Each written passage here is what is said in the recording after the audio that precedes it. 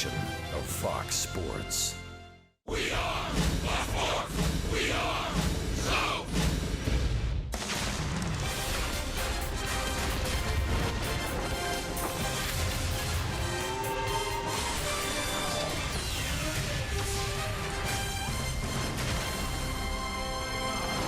Once again on Saturday, it's time for Braves baseball. Time for the nightcap here at SunTrust Park. The season series is even at 5 games apiece. This series is even at a game apiece. We'll see if the Braves can earn a split on our day-night doubleheader here with the New York Mets. Hi again, friends. Chip and Joe with you. Look who we found. Tom Glavine's here because the talented young left-handers on the mound for the New York Mets, Steven Matz. He's making his season debut in rotation. So is Matt Wisler, Joe, a man that's had very good luck in his career against New York. I think we'd all agree that Matt Wisler has the stuff it takes to succeed at the major league level. We've seen it, and in some cases against the New York Mets, so he's familiar with this lineup. But all Matt Wisler needs is a little confidence. Maybe tonight is the night he can gain that confidence with a good outing. And for the Mets, they're welcoming back Steven Matz. Couldn't come at a better time or any sooner. Been out since October of last year, had elbow surgery, ended his season. So he's excited to get back out there. I know the Mets are excited to have him back. So look for both of these guys to go out there and try and make their mark and get their season started at the big league level on a right note. Game 1 was won by the Mets. 6-1 was the final score. Robert Gesellman outdueled Sean Newcomb. A grand slam by Yoenis Cespedes. The Braves bats will try to wake up. They scored just 1 run in Game 1. We'll see what happens in the nightcap next.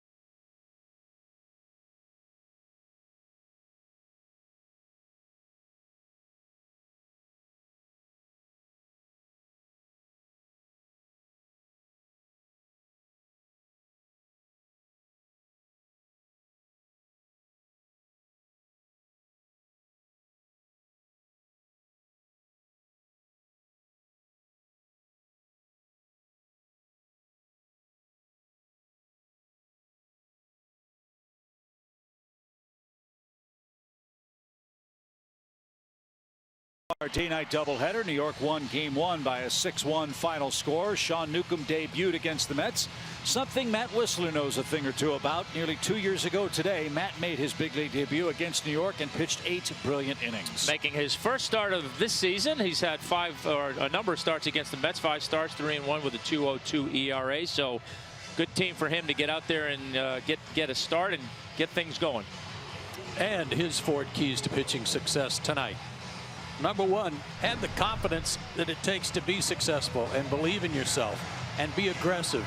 Get after that strike zone much like Sean Newcomb did by pounding that strike zone early with fastballs, setting up your secondary stuff. Matt's got what it takes. It's up to him to prove it.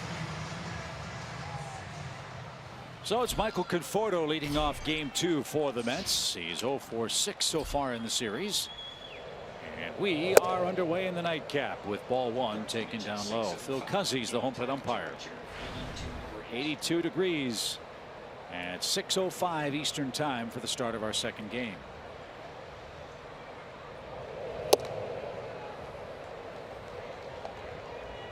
Matt Whistler's faced the Mets more than any other major league team. This is his 8th appearance against them.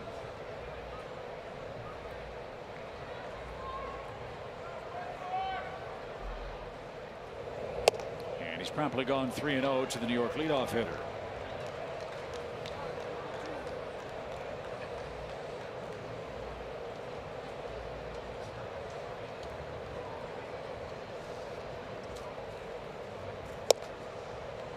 He took a little off, and that one found the mark. 3-1.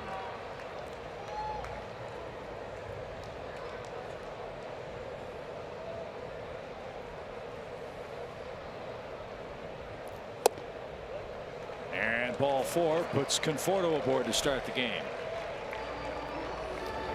If there was one thing that kind of jumped out at me with Matt's AAA numbers this year, he was 3-3 and had a good ERA, very good, 2.97, but 33 walks in 57 innings. Yeah, it's too many walks in that amount of innings, and certainly should have a much better strikeout to walk ratio with the stuff he has. Should be striking far more guys out. That was one of 16 starting pitchers used by the Braves last year. Made 20 starts for Atlanta before he was demoted to AAA Gwinnett in late July. He was 4-11 with a 5.0 ERA, and then went 3-2, 4.41 in his final 6 with the big league Braves. And now he faces Jose Reyes, who's in a deep slide. No hits in his last 26 at bats.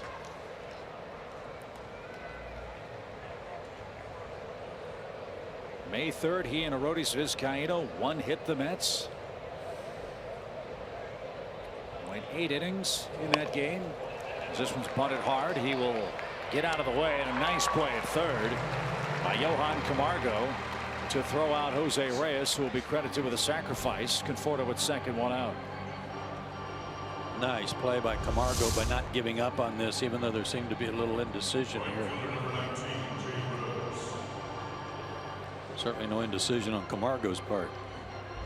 No, good play, good job by Whistler getting out of the way, and good strong throw by Camargo. Matt's most recent stint with the Braves, he pitched great. It was when the team was out west, and he pitched 4 innings, and it was 12 up and 12 down with a couple of strikeouts. Jay Bruce, the batter, runner at second. He's going to ground the ball to third. That's going to help Whistler's cause. Strong throw from Camargo. No advance by Jay Bruce. Leadoff walk, a sacrifice, and a ground out. Neil Walker's coming up. Here's a look at the Braves defensive lineup for game 2. Danny Santana, no stranger to center field, gives Ender Inciarte game 2 off. Nick Markakis, Brandon Phillips, the Graybeards in the lineup for both games. Matt Adams as well, and the battery of Whistler and Suzuki.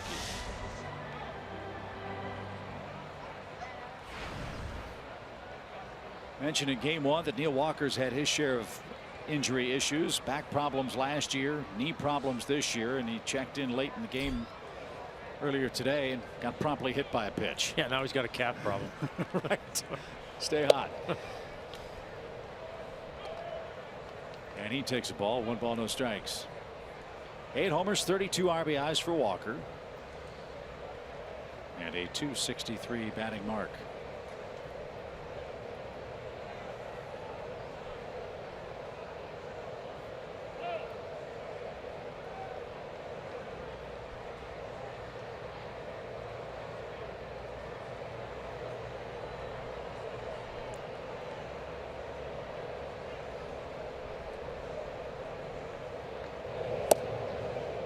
That's down and in.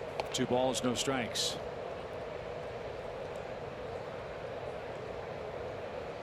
Whistler also started the second game of the last doubleheader that the Braves played. That was October 4th, 2015 against the Cardinals. There's Joe's point about this guy has all the tools, all the stuff to be successful. 8 2/3 innings of shutout ball in that game. Yeah, then 1 out of a complete game shutout. So my point is, I've given you already 3 examples of Whistler pitching 8 innings in the major leagues against quality opponents. No, he has all the stuff to be successful at this level. Now, the inconsistency, is it you know, something physical? Is it something mental? For me, I think sometimes he can be his own worst enemy in terms of confidence, and I think that's something he's going to have to learn to get over. Another walk. This one with 2 outs. I said as much to him in San Francisco, Tom, after a good 2-inning stint. I said, you know what, you've got everything you need. It's up to you to believe in that stuff. And he said, I'm working on that. Yeah, and I think he knows it. I think enough people have pointed out to him, myself included, in a number of conversations I've had with him. But you know, it's not the easiest thing to do, obviously. I mean, you'd think everybody that puts on a big league uniform has a ton of confidence, but that's not the way that it works. But the guys that have it generally are the guys that are successful. 2 on, 2 out for Lucas Duda. The Mets first baseman's batting 5th tonight. Let's not forget as well, even though it seems like Matt Whistler's been around a long time, he is only 24 years old. And entering this game today, he's made 45 major league starts. So he is still very much in the infancy of his major league pitching career.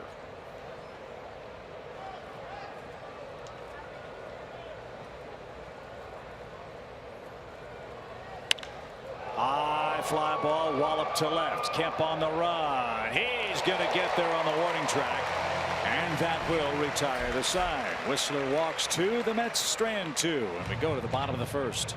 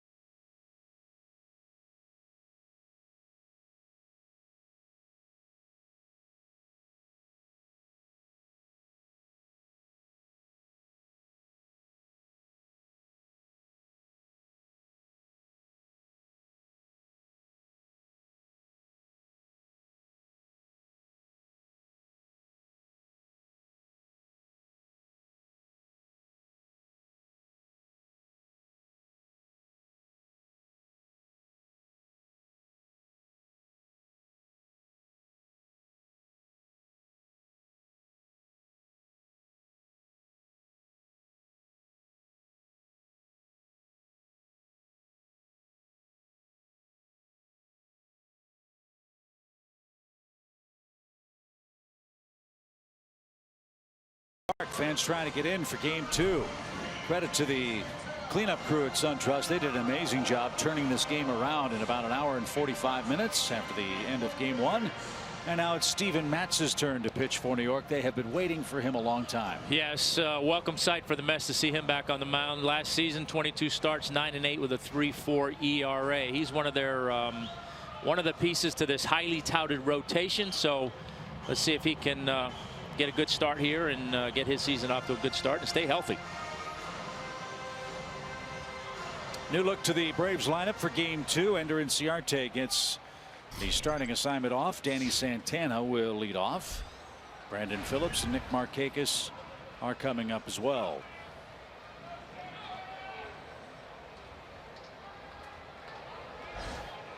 Santana played 40 games in center field for the Minnesota Twins last year and started 39 of them. And Steven Matz delivers a quick strike. 90 to 94 in a fastball. Good curveball. Slider, change. I hate to put it this way, but there does come a time where you got to give Ender a day off or even a game off just to put a little more weight back on from all the running he's been doing. I don't blame him for being tired. He was running all over the place in game 1 today.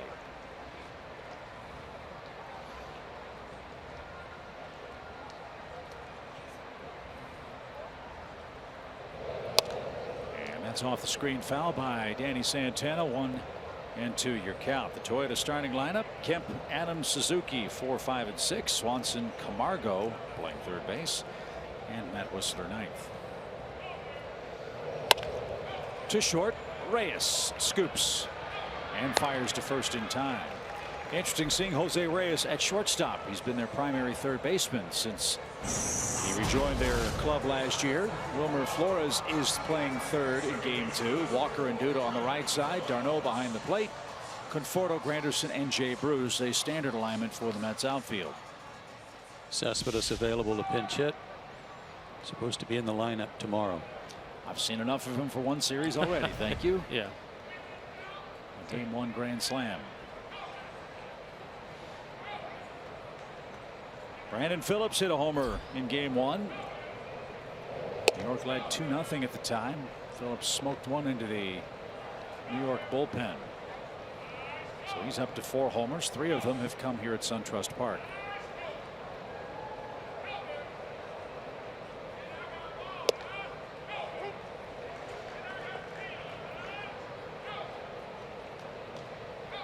Last time Steven Matz pitched in a big league game was August 14th of last year. He took a no-hitter into the 8th inning against the San Diego Padres. Alexi Ramirez had a hit, and that was it. Bone spurs in the elbow. He had some shoulder problems. He had one of those platelet-rich injections in the shoulder. He's torn the lat muscle before. As that one smoked into center by Brandon Phillips, a 1-out single. So for Matz, it's been one injury after another, and that's a shame. This kid's got a lot of talent. Yeah, he had Tommy John surgery shortly after they signed him in 2010. Brandon continues to hit well here in his home ballpark.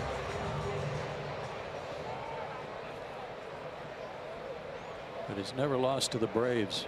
Matz, 5 starts. He's 3-0 with a 3.38 ERA.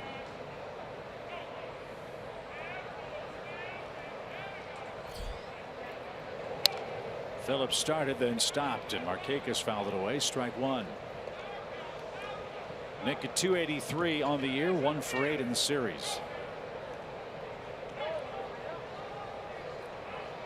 It's Braves country night.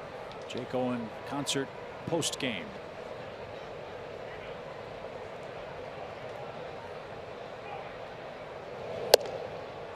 Right there, a strike. It's 0-2.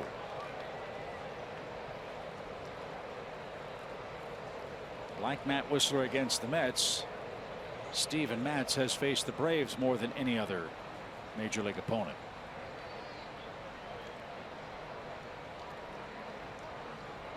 This is his 6th start in his career against the Braves. 0-2.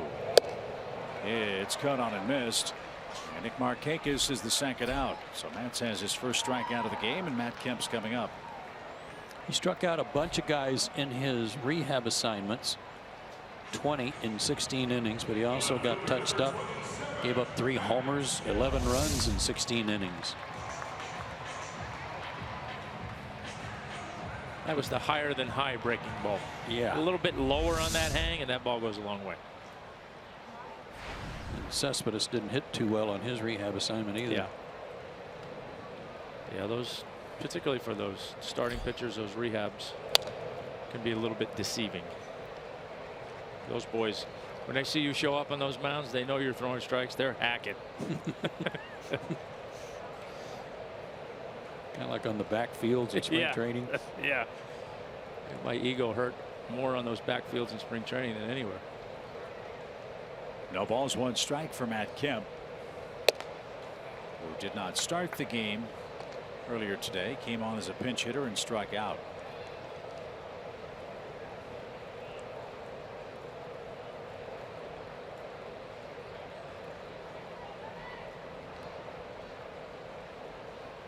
Phillips is running, and a high fly ball to center. Granderson to his left and shy of the track will have plenty of room to make the play. Nothing doing for Atlanta other than a Brandon Phillips single. We go to the second inning, no score.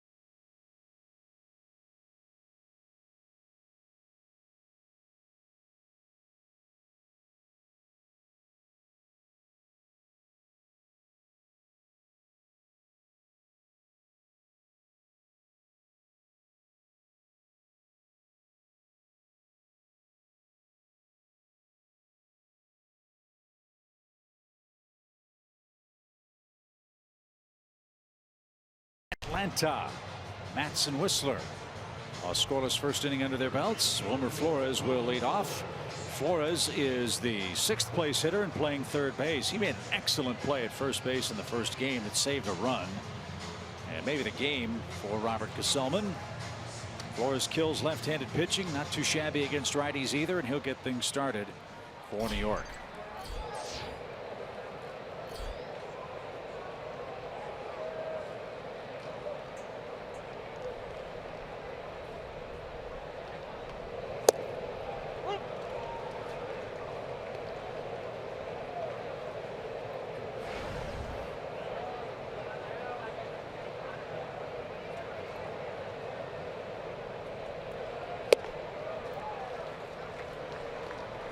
I like that pitch. Me too. Good four-seamer up and in.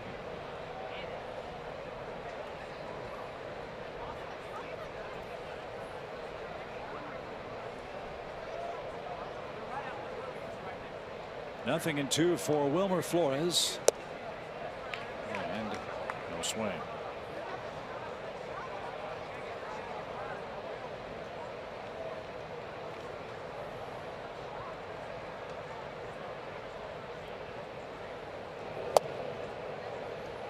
Another good try, but it missed. 2 balls, 2 strikes.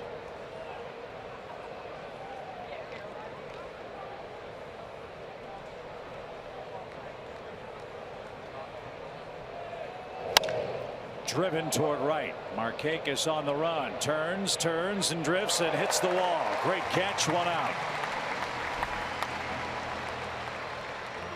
I'm feeling a gentle breeze in our faces upstairs. It looks like the wind is really swirling down on the field. I don't care which way the wind's blowing. Flores is going to hit it hard one way. It seemed like every at bat. Nice catch by Nick. Yeah, good play.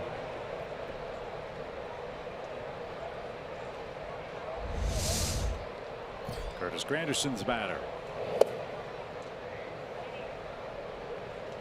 Anderson dropped to the 7th spot on the lineup card, hitting .203 with 6 homers. Number 6 came in the 3rd inning of game 1. Fly ball right center field. Santana on the run. That's going to be off the wall. Danny played it well, but Granderson gallops into second with a 1-out double. his 14th two-base hit.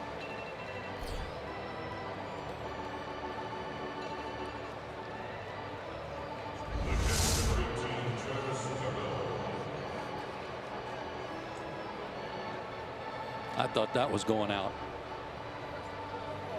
We've been talking, Tommy, about how in this homestand ball doesn't seem to be carrying as well as it did the first couple of homestands. Yeah, I've been a few balls hit watching on TV that you think are going to go a little bit further than they have been. So yeah, that's a good sign, because you figured the warmer it got, the more it was going to fly here.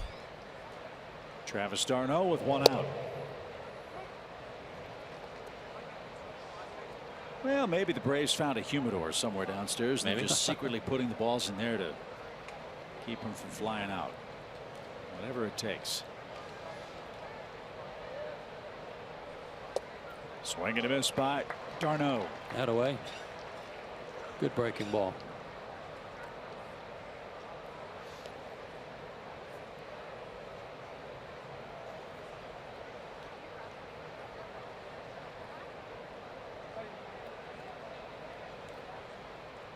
Nothing in 2 for the Mets catcher. And 3 pitches takes care of him. 2 outs. First strikeout for Matt Wisler.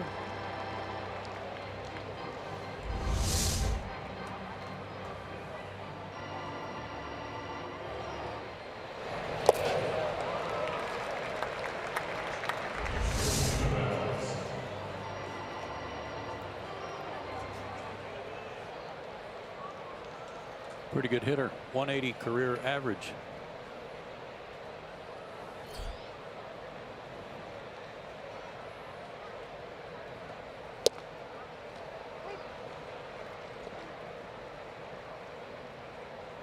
Seven RBIs, 12 strikeouts, 50 at bats.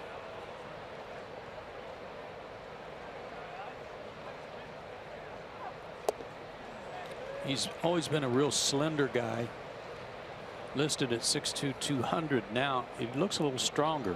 Like all this rehab may have really paid off for him a little bit in his upper body.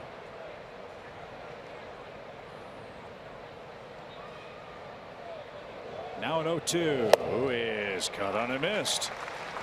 Whistler pitches around the Granderson double. Matt Adams leads off the second.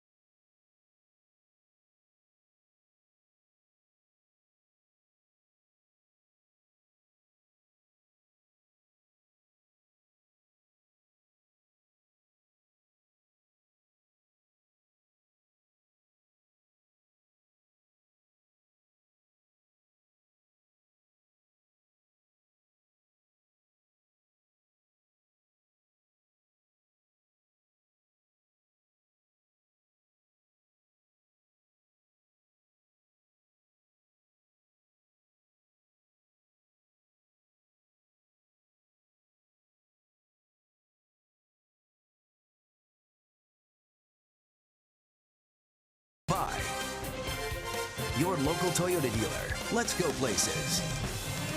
And SunTrust. The exciting beat the freeze promotion between innings. And that Braves fan just ran out of steam. Tell you what, there's a wall or something out there right about the 400-foot mark. Yeah. On the wall. Yeah, the piano gets on everybody's back. Oh, man, does it ever. How about last night's race? There's a fan we think was from Auburn, and he had a great race going. And just as he got to the padding where the below the chop is. He's put his hands up thinking, I've got this baby one. And a sniper got him, Tommy. He just absolutely face planted on the warning track. That was great. Here you go.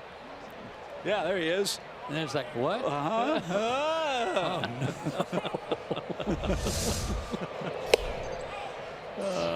Much to the delight of the fans, the Crimson Tide. They love that. That's very quickly become a very popular between innings feature here as Matt Adams leads off for the Braves.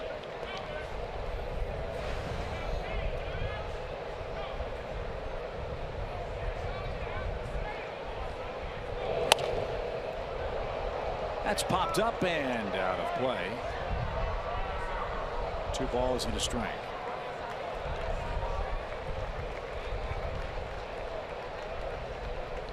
That's 1 for 6 in the series. 8 2-out RBIs for him since putting on a Braves uniform. The pitch is way outside, ball 3.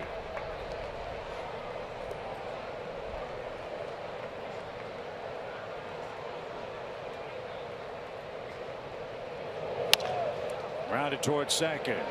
Walker turns it loose, and Duda with the breadbasket scoop at first makes the play for out number 1.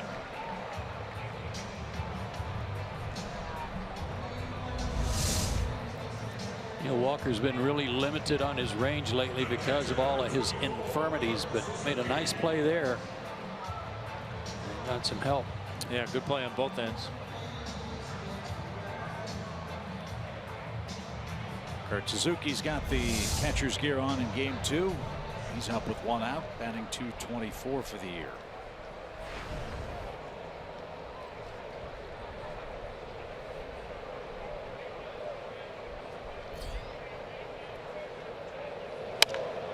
Fly ball center. Granderson on the run, slowing at the edge of the track. The wind is blowing from left to right, so the wind might have knocked that one down a touch. Sounded like it was hard hit, but there's the second out.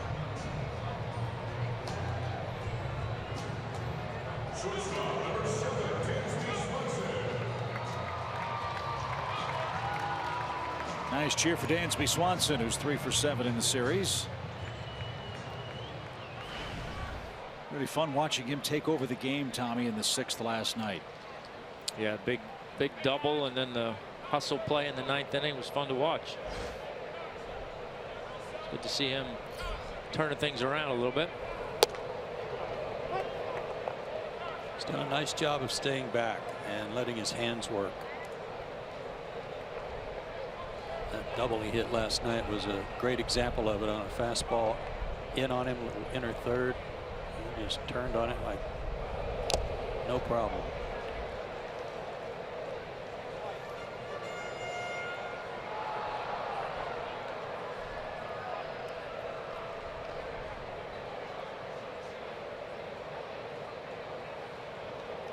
Now the 0-2. Dansby held up. 6 o'clock start time for the second game. You can see what effect that's having. The shadows and the sunshine getting kind of a checkerboard pattern on the infield. That's in bright sunshine, the hitter in shade. That one's popped toward right. Bruce on the run near the stands. He's going to have room, and that will end the Atlanta second. 3 out, 3 down for Steven Matz. Top of the Mets orders coming up.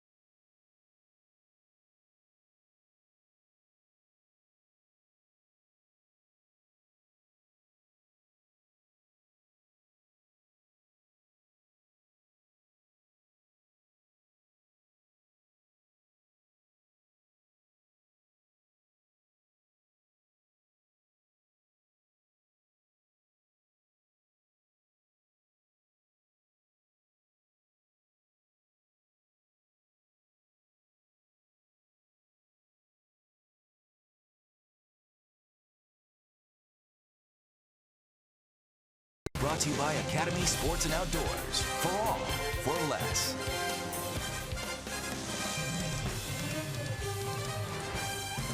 Two youngsters making their starting debuts for their respective clubs. Off to a good start. Matz for the Mets, Whistler for the Braves.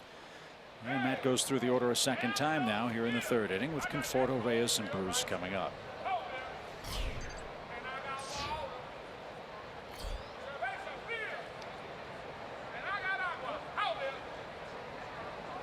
A little housekeeping work by the Braves on deck circle. A couple of the heavy bats and pine tar rags were left on the circle over there, so that's taken care of. Now we're ready to go.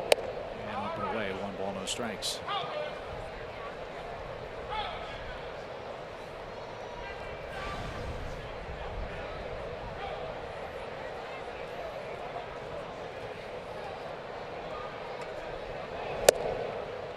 That shaved off a corner. 1 ball, 1 strike.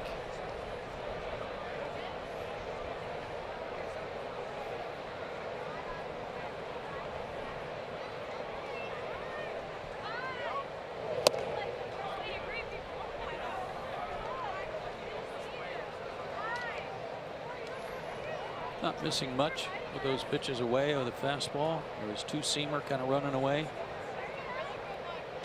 No, they're the good misses off the plate. The Braves staff has induced a lot of good misses of late. 5 straight starts for the Braves with 6 innings or more out of their starter. In that stretch, 5 earned runs in 34 innings. That'll work. Little roller hit to the right side. Friendly hop for Adams. Whistler to the bag. And there's the first out. Tommy, I'd like to get your impressions on Sean Newcomb, who made his debut in Game 1 today. Well, it was impressive, obviously. I mean, you know, I guess the advanced reports on him have been the stuff is there, the size is there. His issue has been the ability to command the strike zone often enough, and you know, like we talked about, he's done a better job of that so far in AAA this year. But boy, I mean, tell you what, what he did out there today, that's, you know, tough act to follow, but he certainly set the bar pretty high for what people can expect out of him. Jose Reyes, the hitter, and takes the ball outside. You want to stick around for the bottom of the third inning. We understand Sean's going to join us on a headset downstairs from the Braves dugout, so we can't wait to hear from him on our air for the first time and get his thoughts on something every kid who has ever picked up a baseball dreams about: walking on the field for the first time as a major league player and being successful. Yeah, all that, and then the only weird stuff for these guys probably is they just get in their car and drive back to where they were staying when they were in Gwinnett. So yeah, they don't have to find a new place to live. Good point. 1 ball, 1 strike. And that just missed.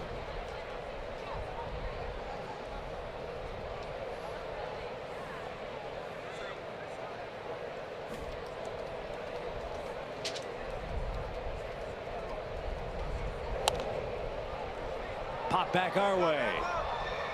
And a fan from Johns Creek is going to come up with that souvenir.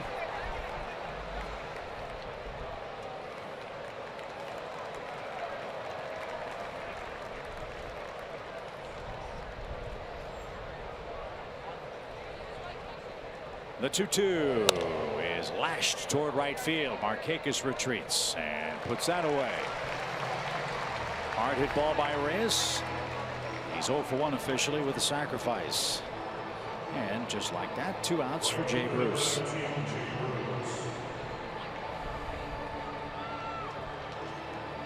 It'll be interesting to see how the Mets dole out playing time in the outfield now that Yoenis Cespedes has returned. Bruce, Granderson, Cespedes, Lagares, and Conforto. Yeah, it's a crowded outfield. Some good players. It's downstairs to Jay Bruce, who likes to play every game if he can, or at least every day. Bruce did not start the first game with a left-hander on the mound. Back in there against Whistler, a righty, in the nightcap.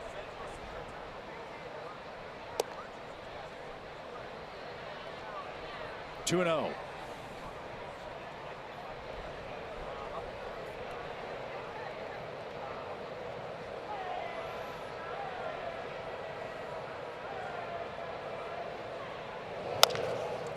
grounded to second, right into the shift.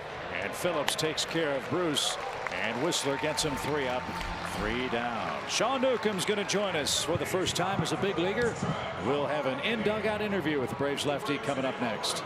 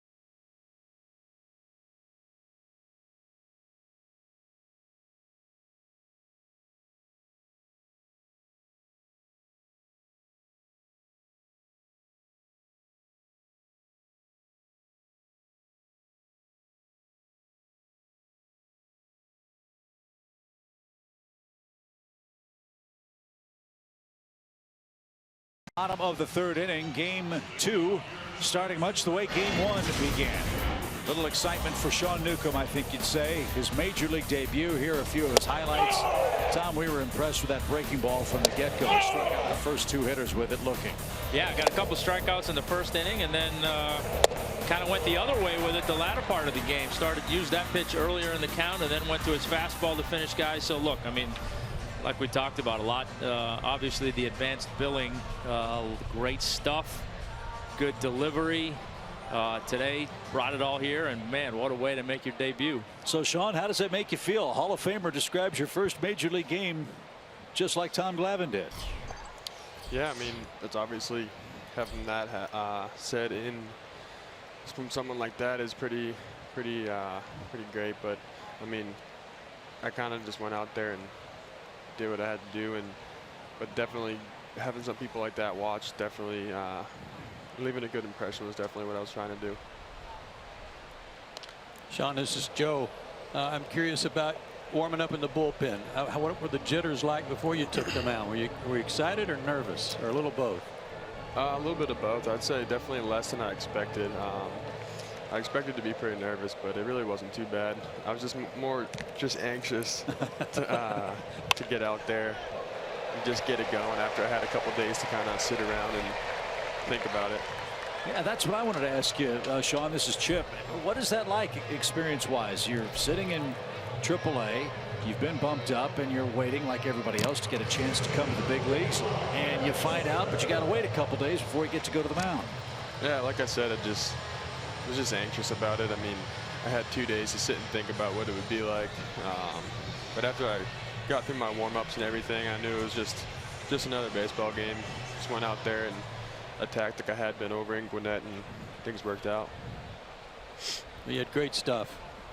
Great command of your fastball and your breaking ball. That breaking ball is fun to watch. Thank you. Whistler tries to bunt and does.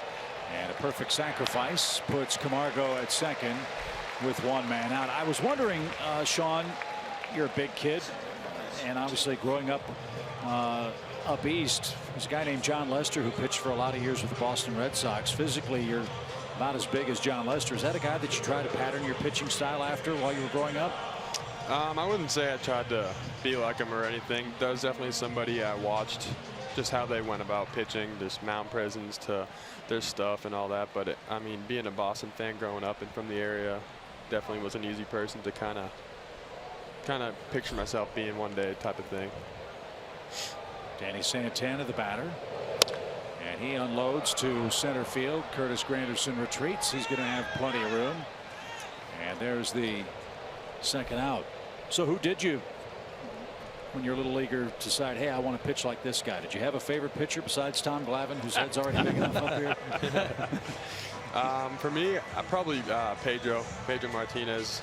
Just watching him when I was real young and just how aggressive he was, and just the mentality he pitched with was pretty cool to watch, and that was something I definitely remembered, other than obviously having great stuff and all that.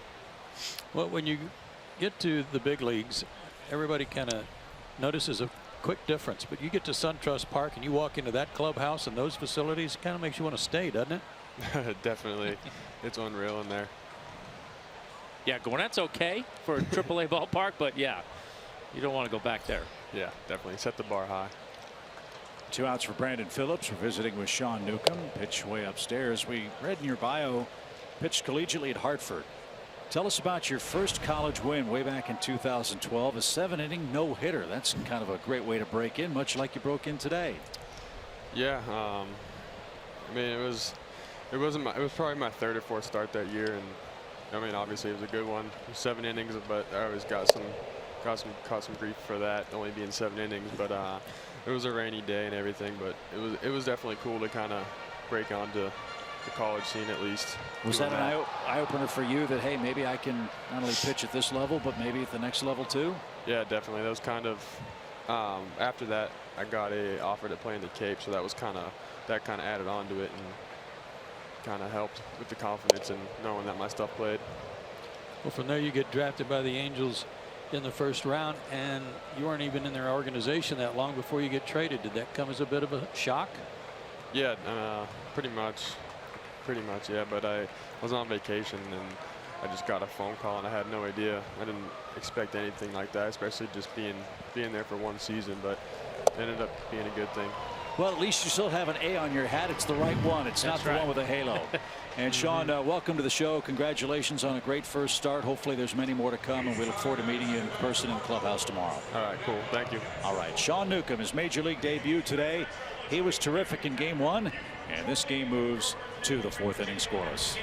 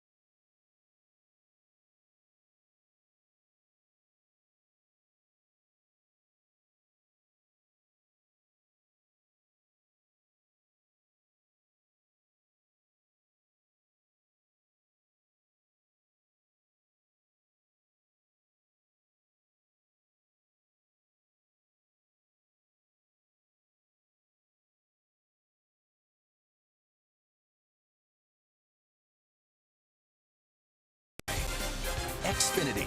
Xfinity X1 will change the way you experience TV. And by Delta Airlines. No score. We are through 3. Matt Whistler pitching impressive ball. Couple of walks, a hit, couple of strikeouts, but most importantly, no runs. He's got Neil Walker leading off inning number 4. And a swinging strike. How are the hitting conditions right now, Joe, with the bright sunshine on the mound? This is kind of a different one. The path of the baseball is all in a shadow, but the pitcher's in a spotlight. See, this is all, though, to get in practice for October, you know, for those funny starting times of the postseason. This is what this is all about. 1 ball, 1 strike. And That one slashed toward left. Kemp is there. And that one hit him right in the pocket. He held on. And there's out number 1. Sharply hit ball. Walker's 0 for 1. If you're asking me, it would be very difficult, but it could be bright sunshine. It could be really well at stadium. It'd still be difficult for me, for the average major league hitter. I would say it's a little bit of a challenge right now, mostly because the ball's tracking in a shadow. Duda fly down to left as well. He's hitless in the series. And seems with each and every passing pitch and out, Matt Whistler's being a little more aggressive, a bit more confident, and the results are showing. He's attacking with his fastball, using that little two-seamer to the lefties, which I love.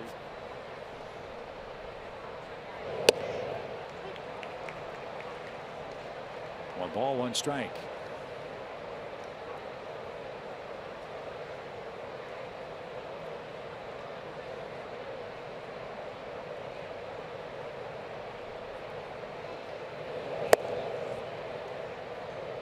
That's taken low. Texas beat the Nationals today 6-3. Joe will tell you how that happened in a minute. Cardinals shut out the Phillies 7-0. That was Carlos Martinez for St. Louis. Rockies hammered the Cubs 9-1. Wow. Rockies have taken 3 straight at Wrigley Field. If they're selling, I'm buying. I like that team a lot. I gotta say, they just may be for real, I guess, huh? Got a crazy good record on the road. Colorado is 23-10 on the road, and they won again today, 24-10. They've had exactly 1 winning season on the road in the history of their franchise. And that was a 41-40 campaign 8 years ago.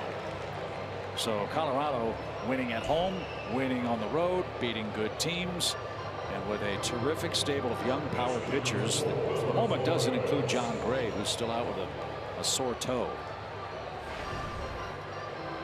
Duda strikes out, 3 of those for Whistler. Here's Flores.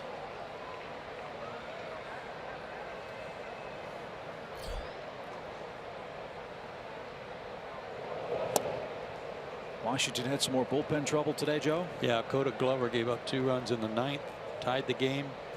Then something weird happened. I still don't have all the details. Wilmer Defoe, the infielder, right. Defoe. High fly ball by Flores. Kemp on the run, still chugging near the line. Sliding try, can't get it. That's a fair ball. It bounces into the stands. And Wilmer Flores has a 2-out ground rule double.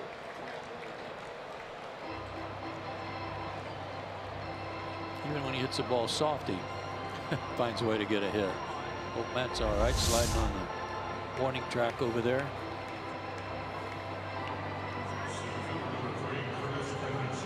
It was a fair ball. Ooh, ball pretty hard. Now Defoe, representing the winning run in the bottom of the 9th, got caught in a rundown between 3rd and home. I don't know the circumstances, but they tagged him out. And then Chirinos hit a 3-run homer in the 11th to win it for Texas.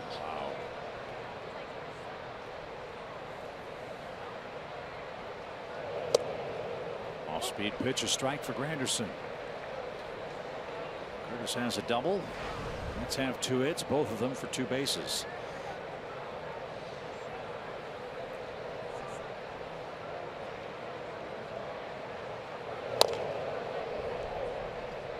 Might be a little hard for Matt Kemp to see the ball right now, too. I don't know what kind of jump he got on that ball that landed right near the line, but he's got the shades on because the sun's more or less in his face. But when you've got shades on and then the hitter's in the shadow, it's kind of hard to see the ball off the bat. Yeah, that first ball out there looked like he had a tough time tracking it. Granderson couldn't check his swing, and he strikes out. So 4 strikeouts for Matt Whistler. Flores left stranded. And the heart of the order coming up for the Braves in the 4th inning, looking to break through against Steven Matz.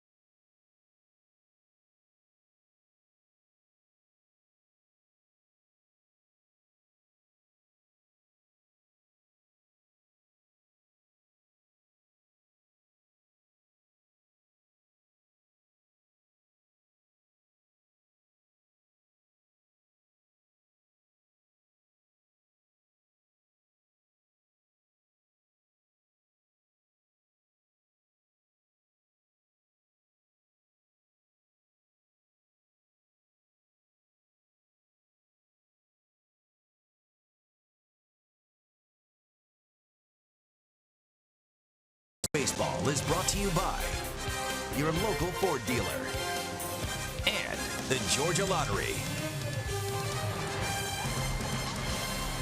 Big crowd continues to file in for the second game of our day-night doubleheader. Big concert afterwards. And the Braves trying to split the day's events with a win here in game 2. Right guys at the right time. Markakis, Kemp, and Adams are coming up against Steven Matz, who's making his season debut for New York.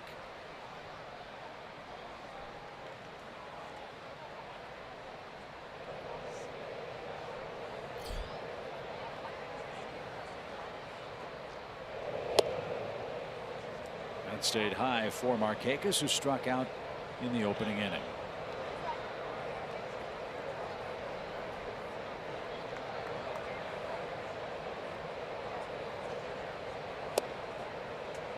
Might see some funny swings from the Braves against Steven Matz, because this Braves team doesn't see many left-handed pitchers, and they almost never see a left-handed starter.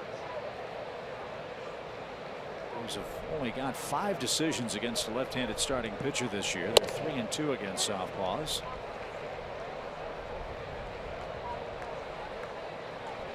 And running into a good one. When healthy, Matz has top of the rotation stuff. Looks good so far today. 1-2 pitch is smoked to Walker at second, who makes a terrific diving and tumbling catch. It's 2 good plays by him.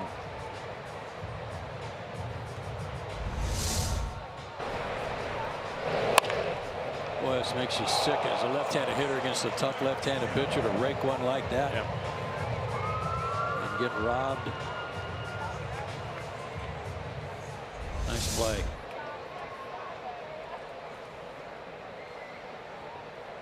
So Markakis hitting in some tough luck. He's retired from Matt Kemp. Matt flied out his first time. And that's taken for a strike called. It's 0-1.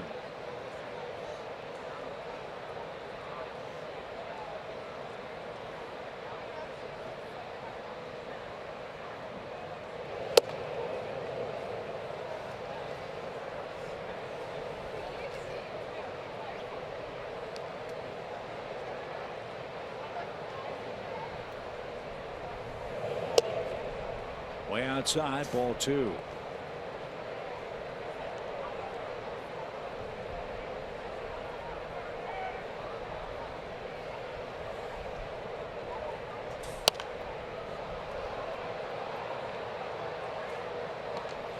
That's the Georgia Lottery hitting the jackpot feature. This hot run began on the first day of May, and it hasn't stopped yet.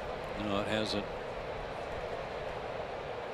Goes into a little bit of a slide for about 3 games and then bounces back with a 3-hit game. Cover it up.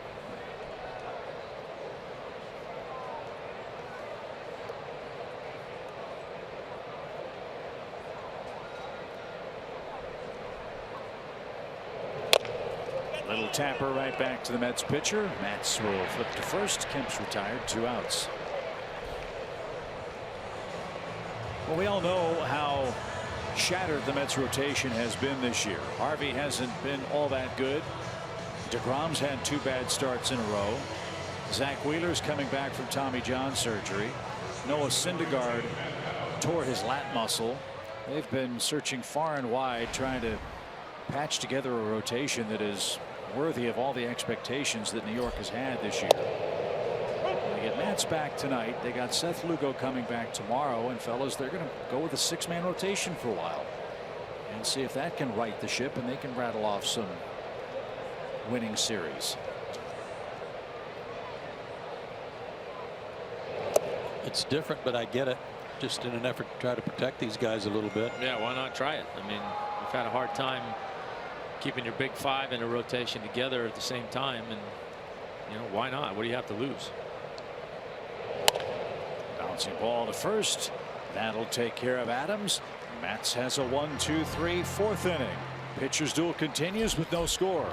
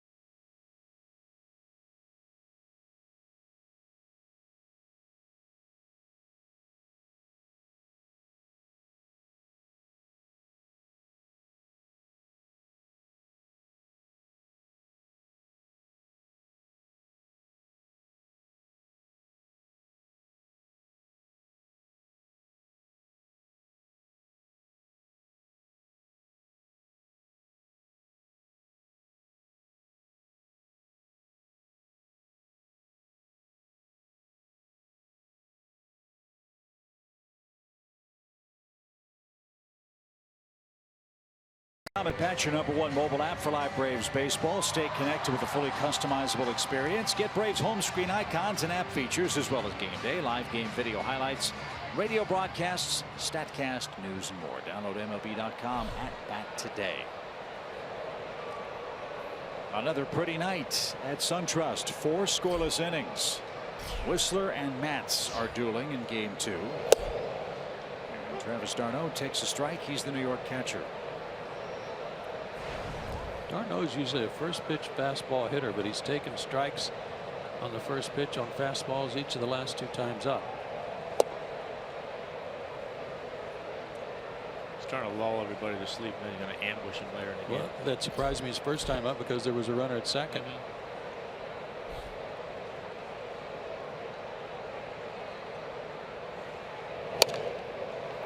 That's fouled to the screen.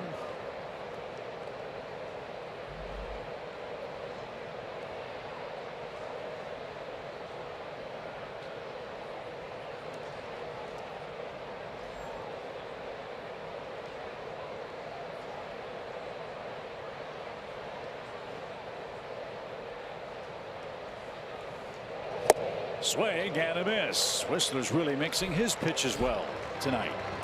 That's 5 strikeouts. On the last 3 outs, all by strikeout. Well, when you're commanding your fastball, you'll get guys to swing at that pitch. That's the key. He's gotten enough respect out of him now with fastball command that you're going to get some swings at that pitch out of the zone.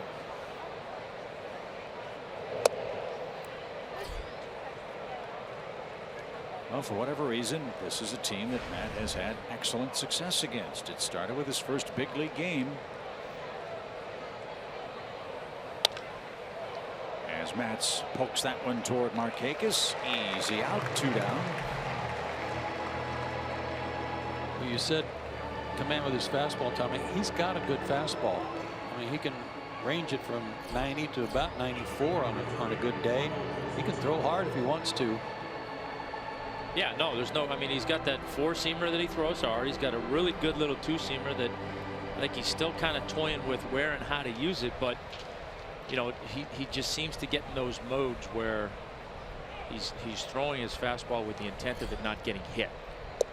And you can't pitch that way. You have to have the confidence in your fastball that if you're going to pitch, you're going to throw it, you're going to throw strikes with it. It's going to be in a portion of the strike zone down and away or down where guys can't do much with it. You can't throw it with the intention of avoiding a mistake. 1-1 for Conforto. That just missed. 1 ball, 1 strike.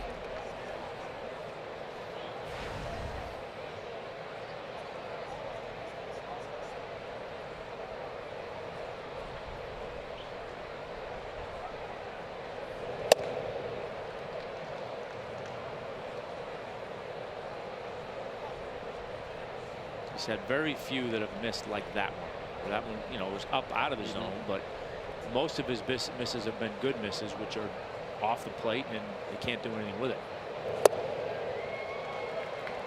Disappearing slider, 2-2.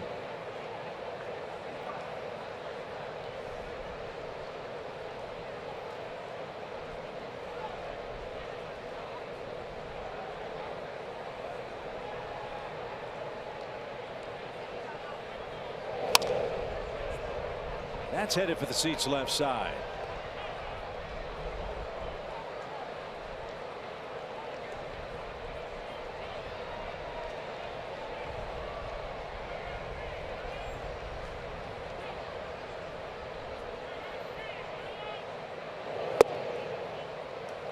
That's a little low. Full count. Braves have knocked 10 points off this guy's batting average since they came to town. Had been a very hot hitter. Foul away. Suzuki might have taken a bit of punishment there. Yeah, Conforto ended this series with 6 homers, 15 RBIs, and 19 runs scored in the previous 21 games played by New York.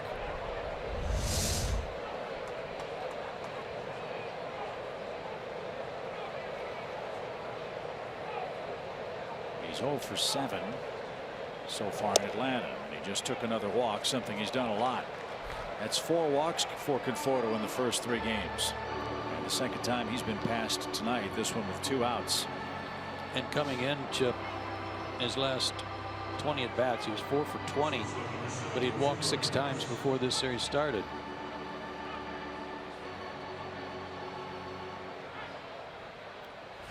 So if Whistler was pitching Conforto carefully, might be because Jose Reyes continues to struggle so mightily.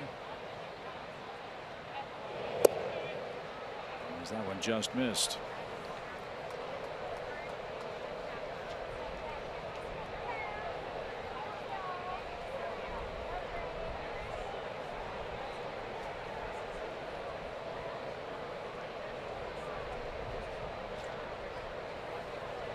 Reyes is 0 for his last 27.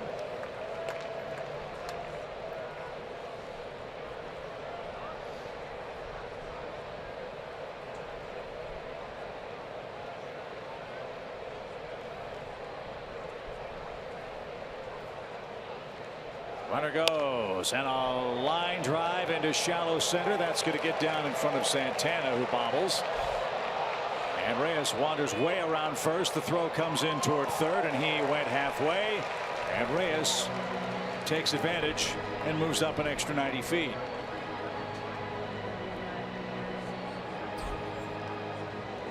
So Reyes snaps his long hitless streak. And now you got to face Jay Bruce with 2 runners in scoring position.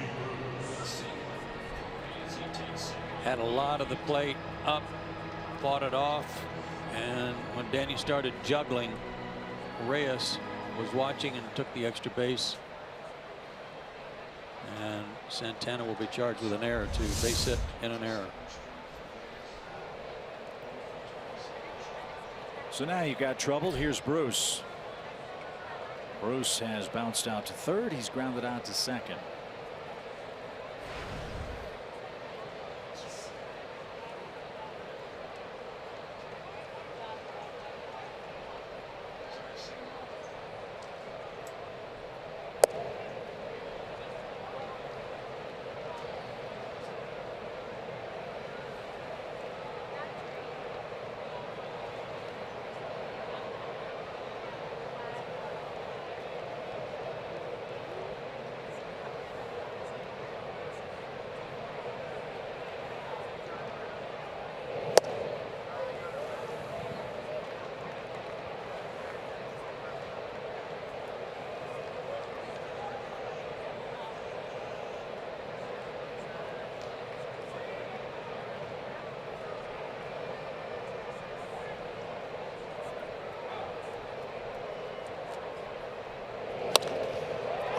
Fly ball deep right field, and it's a long home run for Bruce.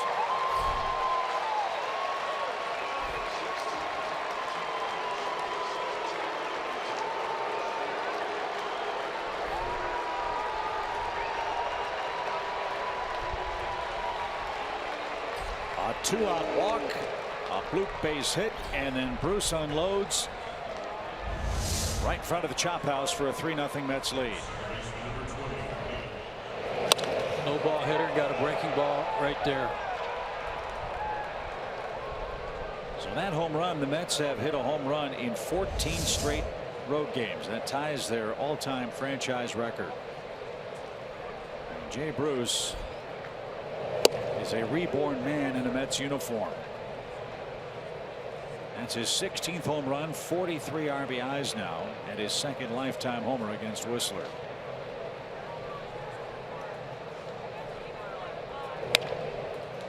Adams can't glove it. He went to a knee, trying to slide and catch it at the same time, and he missed it.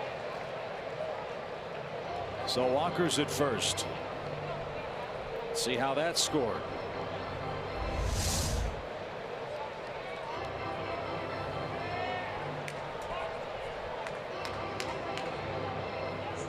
I don't know what happened there. I don't know if it was knuckling on him or why there was the need to go to the ground, but whiffed on it.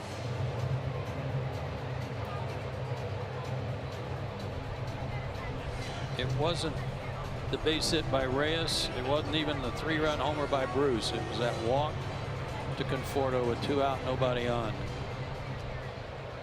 That was the unfortunate happening here this inning.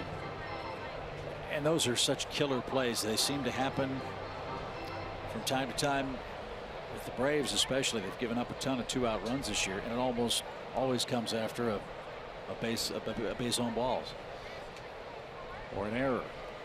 Here it's the walk, and Walker at first with a soft single, and that brings up Lucas Duda, who's 0 for 2. 3-0 Mets. They've struck here in the 5th inning.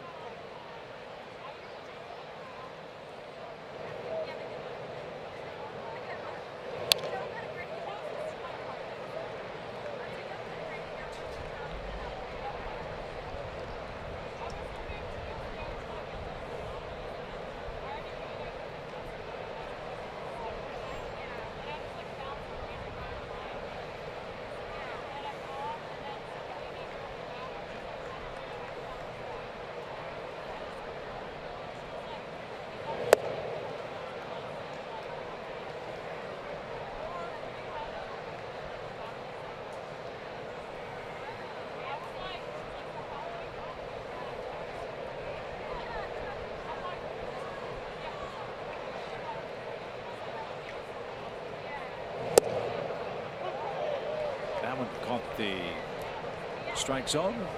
2-2. Yeah, you got to regroup. Don't make it a worse inning.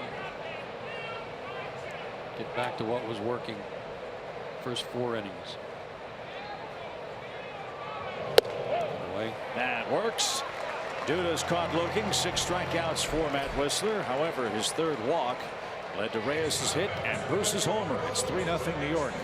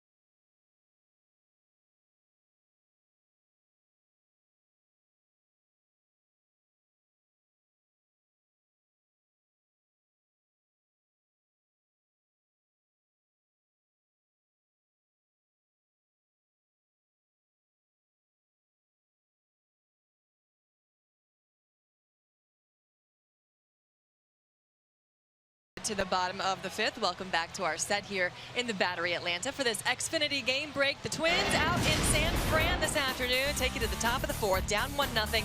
Kenny's Vargas hits one where you don't see them hit very often. This was measured at 471 feet. That's the 3rd longest home run in the majors so far this season. And the Twins go on to beat the Giants 3-2, guys.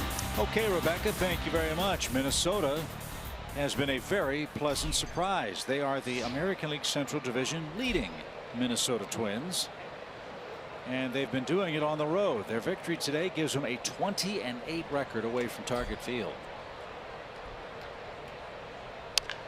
Bouncing ball left side. Nice pick by Wilmer Flores. His throw to first robs Suzuki. And there's the first down in the 5th inning.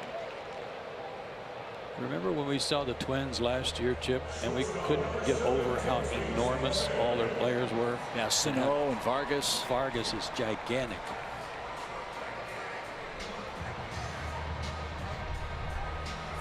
So how about Minnesota? They have virtually the same team this year that they had last year, with the exception of the catcher that they added, Jason Castro, who's rumored to be one of the best pitch framers in the business. He's done wonders with Irvin Santana, who's having a great year, all-star worthy year for Minnesota. That's what I love about this game. You know, year after year, teams that aren't expected to do something usually do, at least a couple of them. Milwaukee's in first place, Colorado's in first place, Minnesota's in first place, and Houston's in first place. Yeah, if you're in first place by the middle of June, still in the middle of June, you're no fluke anymore.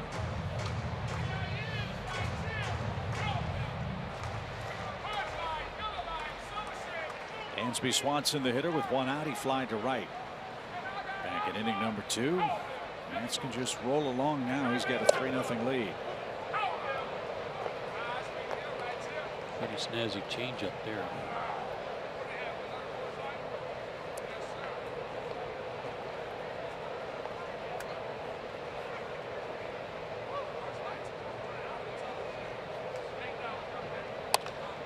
To second. And right at Walker. And there's the second out. There's a lot to like about Steven Matz. A lot to like. If they can keep him healthy, and sadly for him, that's been the big if. What a lift he's going to be for the Mets, who hope to do this year what they did last year. That's make a late surge. Well, there's still about 100 games left. They got Cespedes back in game 1. Lugo's coming back to pitch tomorrow. Harvey went 5 shutout innings. In fact, at the moment, the Mets starters are working on a very impressive scoreless streak. 22 1/3 innings without giving up a run. Yeah, they're getting healthier, which certainly is going to be a big help. And, you know, their starting rotation's getting healthier. Syndergaard going to be out for a while, but the guys that have in that rotation now are certainly good enough that they could get on a little bit of a run where you're winning 8 out of 10 or things of that nature, and try and get themselves back into the thick of things. Fly ball by Camargo. That's hit to straightaway center. Now Granderson a few steps to his left, puts it away, and Matz is through 5, cruising. As a matter of fact, leading 3-0 thanks to a Jay Bruce homer.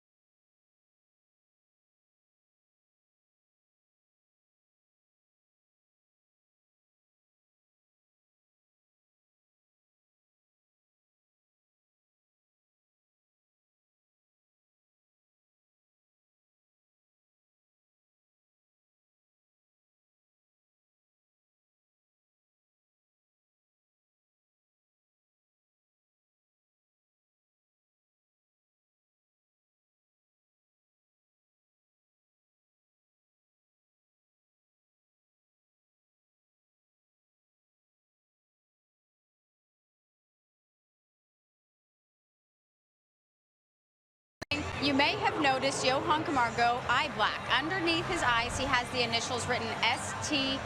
I asked him what it stood for, and he said that those initials stand for his grandpa, his grandma, his aunt, and his cousin, who have all passed away, Chip and Joe, and he said that's his way of honoring them every single day he takes the field. That's a very nice gesture. as Wilmer Flores drives one to center and deep. Santana's gone as far as he can. It's off the wall. It's off the base of the wall, and it ricochets back toward the infield. Flores is going to try for 3. The throw by Swanson is going to get away. That bounces off the screen in front of the Mets dugout, and no further advance. Wilmer Flores triples on the first pitch of the inning.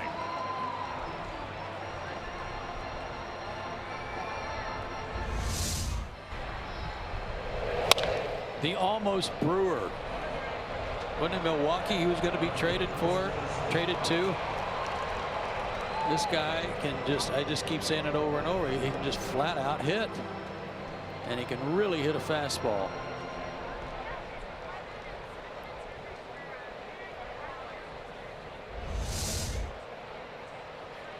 You know how many triples Wilmer Flores has in the major leagues? Not many. I've watched him run. I'm not going to say. I'm going to ride with Tom. I was going to say there's a place that might be freezing over right now because for Wilmer Flores, that is his second big league triple.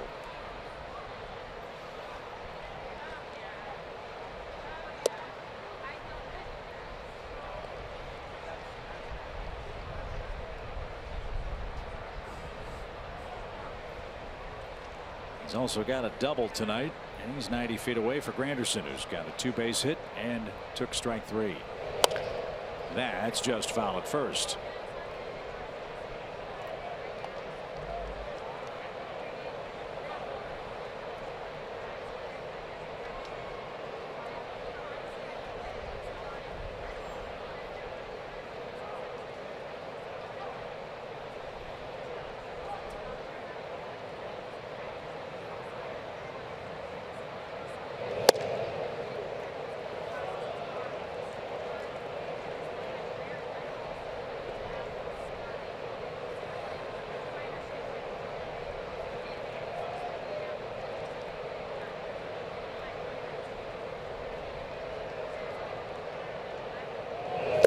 Swing and a miss. Granderson can't bring home Flores. He strikes out for the second time.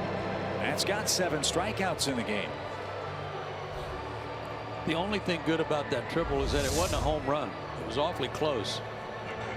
And Matt's going to have to do some super pitching here to keep him at third base, but that's a start with that strikeout. Good back foot breaking ball. Yeah, good fastball pitch before it. Missed in off the plate, set that pitch up nice. Darno becomes the key man in the inning with the pitcher up next. Infield still in and driven out of play, foul for a strike. There's that first pitch hack.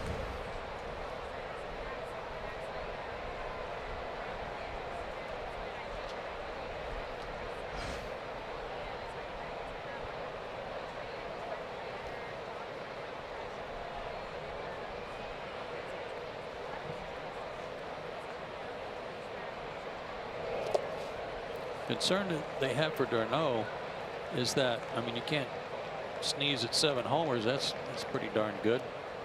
But he's always been known as a good hitting catcher, not as a good catching hitter. And if he's hitting 220, that's a concern.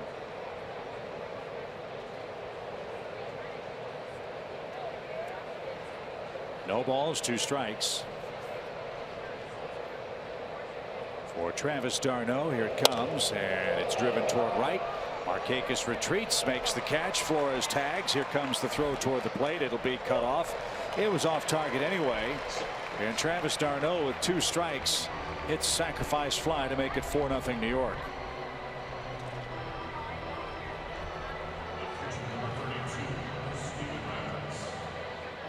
Pretty good piece of hitting down 0-2 to make contact and hit it deep enough to bring home Flores.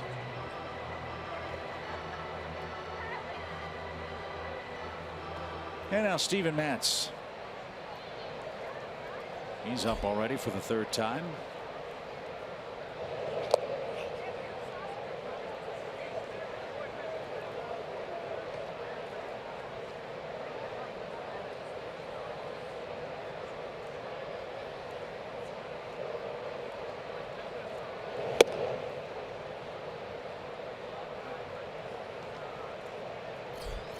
Action begins in the Atlanta pen. It's Eric O'Flaherty.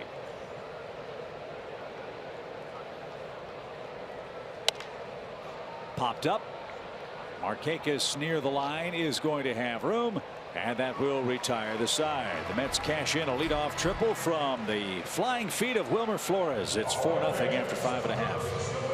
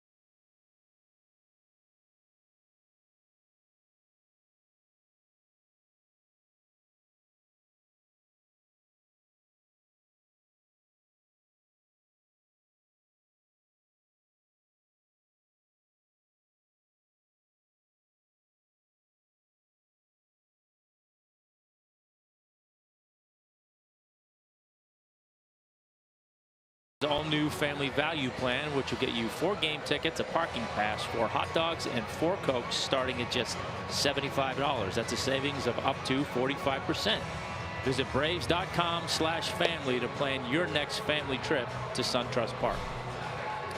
A lot of families here at the ballpark tonight for the second game of the double dip. They're all going to stand by for the Jake Owen post-game concert. Jake has a new record called American Love. I'm sure he'll be performing some songs from that new musical release. That is the first post-game concert, I believe, here at the Braves' new home. So that's exciting. Yeah, good one too. So we'll see what the Braves can do here in inning number 6. It's the end of the line for Matt Whistler. The Braves will call on Lane Adams to pinch hit against Steven Matz. Matz is retired 9 in order. And now leads 4-zip. Well, I thought Lane hit a home run in the first game. Hit an absolute rocket to left that if he had just gotten under it a little more, would have been a big blow. But he's got a pinch hit here. And a big turnaround first for Adams, who can really fly. And good to have Lane back in the show with a clean single lead off the Atlanta inning. Nice play by Conforto. Showed a good arm. But you're right about the first game. Even if it just got over Cespedes' head, that would have put runners at second and third.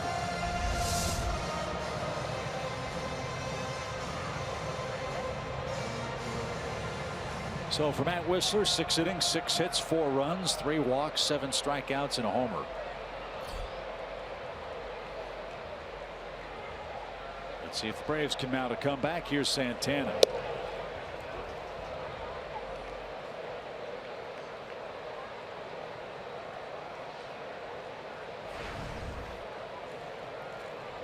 We've been bragging about the Braves offense here at SunTrust Park. But the last 3 games, Braves bats have been held in check. Braves scored 3 runs against the Phillies in the finale of that series. 3 runs in game 1 of this series with the Mets. 1 run in the first game today. They've been shut out to this point.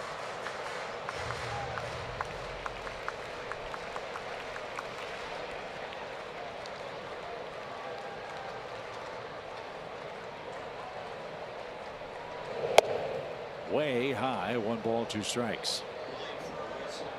6 innings, 6 hits, including a home run, 4 runs, 4 earned, 3 walks, 7 strikeouts. 6 innings, 6 hits, 1 home run, 4 runs, 4 earned. Didn't get the corner.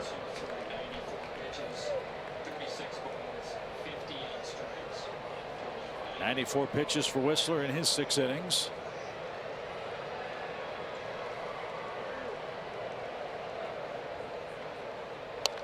The biggest sequence in the game, I agree with Joe, was a 2-out walk in the 5th that kept the inning alive. And then Jay Bruce with a long homer gave New York a 3-0 lead.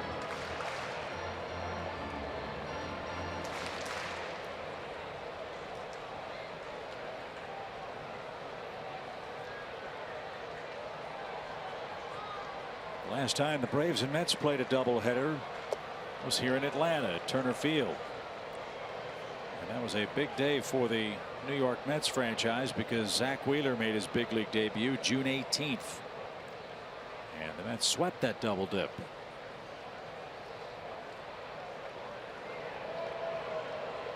They've got a comfortable lead in game 2 tonight. Fly ball hit high in the air toward left.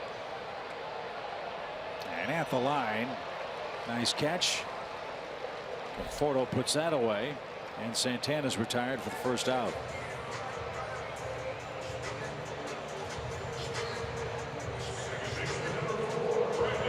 Look how efficient Matz has been. Just 63 pitches with 1 out in the 6th inning. No walks. Couple of strikeouts. Around the plate, making the Braves put the ball in play.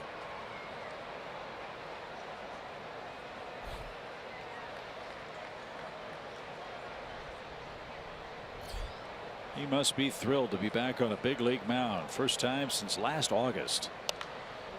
As this one's hit in the air to center. Granderson's charging in.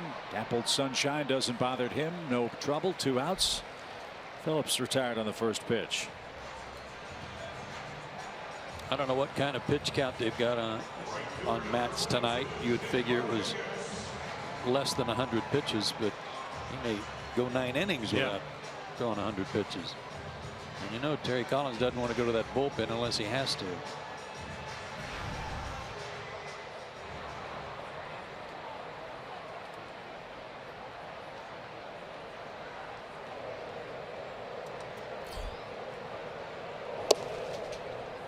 That's outside for Markakis. 1 ball, no strikes.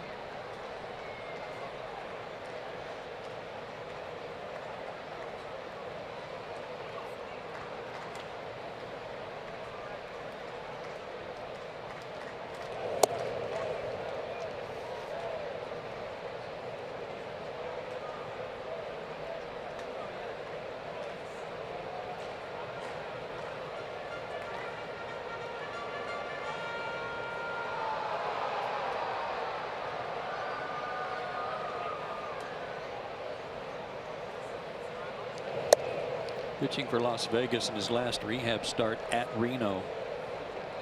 He threw 90 pitches and only went 4 1/3 innings. 8 hits, 5 runs.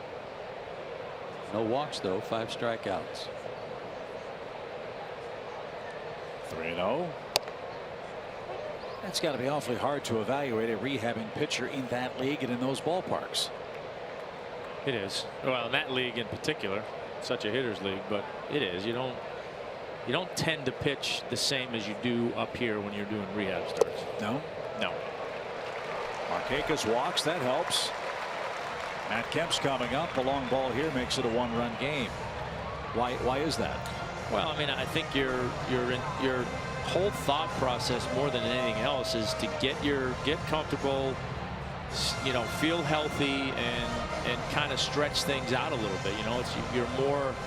I think your intent is more on getting your work in than it is on actually getting guys out, you know, and I think there are times where, you know, I would say on average those minor league guys probably a little bit more susceptible to the breaking ball and off-speed pitches and things of that nature. And, you know, you try not to fall into getting so result oriented and just going all off speed because you know you can get guys out, you know, so you really have to force yourself sometimes to throw your fastball a little bit more. And like I say, it's hard sometimes getting into a situation where you're actually sequencing pitches because those guys don't give you a chance to get into the count very much. You know, they're see ball, hit ball, put ball in play, and you don't get that many chances to sequence stuff. Swing and a miss by Kemp.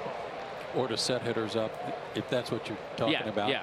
To try to lure them into something. So if I'm hearing you correctly, maybe the most important thing for a pitcher on a rehab like Matt's is how he feels the day after he pitches. The day after is the biggest thing. No balls and a strike. Check swing, and that's into the Braves dugout. Brandon Phillips had to duck under the screen. Jeff Porter, Jim Lovell, Tyler Flowers, all in good hands.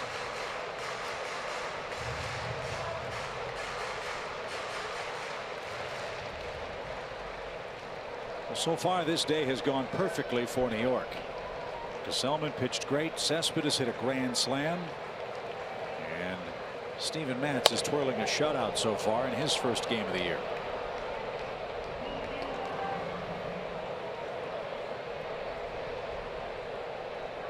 For the Braves, there weren't that many guys in the lineup that had seen Matz before. Phillips had good numbers. Markakis good numbers. Matt Whistler had 2 at-bats, which is 2 more than Santana, Kemp, Adams, Suzuki, Swanson, or Camargo had.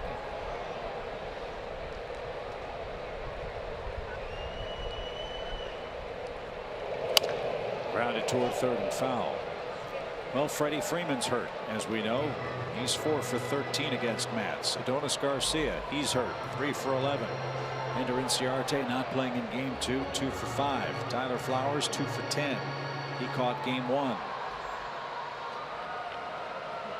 So the guys that have seen Matz the most and have had the most success are unavailable in game 2 for Atlanta tonight. There's that missed way upstairs. It's 1-2. I think he's getting tired, kind of spinning out of his follow through a little bit, trying to get a little extra.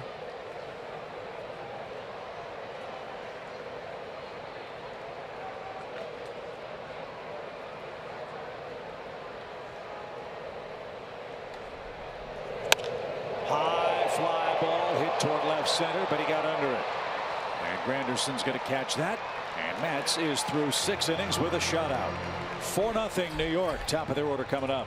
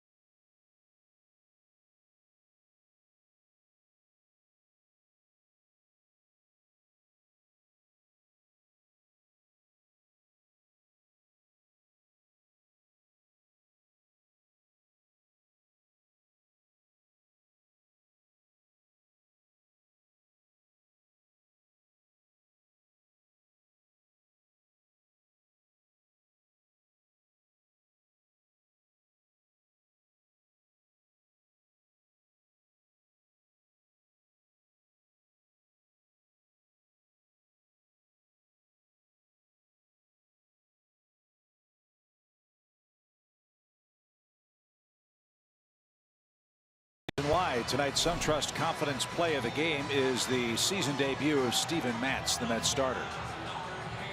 Well, he's got to be fired up after a long wait since last August. And like Tom said, tomorrow we'll tell the tale about how he feels, but those numbers are outstanding. Yeah, pretty good start to his season, and you know, sure it makes him feel good. that he feels good out there, that he's throwing the ball well, and that all the hard work he put in after elbow surgery in October seems to have paid off. So after Matt Whistler leaves after 6 innings, it's Sam Freeman's turn to pitch. This is his 11th game, and Freeman's been a very nice find for the Braves. A 176 earned run average. And several multiple inning outings, including his last one against the Phillies. 2 1/3 innings, 5 hits, 1 run, and 1 walk. That 1 run was a solo homer. Upstairs to Michael Conforto, the Mets leadoff man. Michael is 0 for 1, 2 walks again, and he scored a run. His 3rd run scored in the series.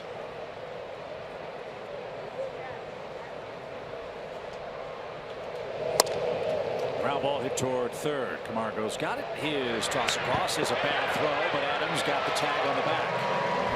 That's made that play 3 or 4 times for the Braves in this homestand.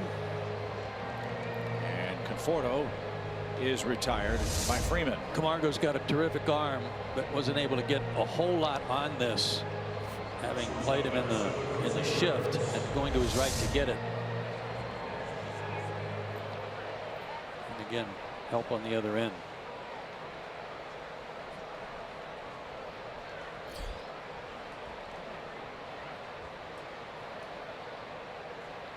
Jose Reyes broke his 0 for 27. Now he'll turn around and bat right-handed.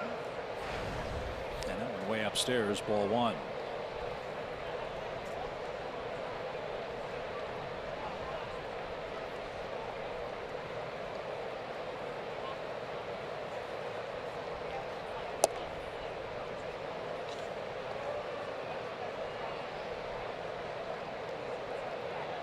Reyes has a single. He scored ahead of Bruce's 3-run homer in the 5th. He also laid down a sacrifice bunt in the 1st. The last time we saw the Mets here in Atlanta, Reyes was struggling too, and we got him going. He had a very good series, if memory serves, up in New York.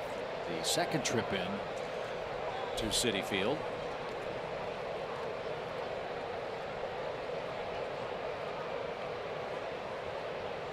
And maybe that bunt is going to get Reyes going again for the Mets.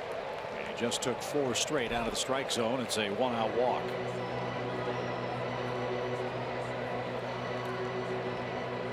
Hate it when the opponent is our Yellowwood Bringing the Lumber feature, but unfortunately Jay Bruce is the only man to hit a homer in what's a 4-0 Mets whitewashing to this point. 2-0. Oops, sorry. Go ahead, Joe. 2-0 breaking ball down in the count. Tried to pound him in early in the count. Didn't bite. Got a breaking ball down and in the happy zone for a left-hand hitter, down and in, and smoked it. Dropped the Yellowwood on it.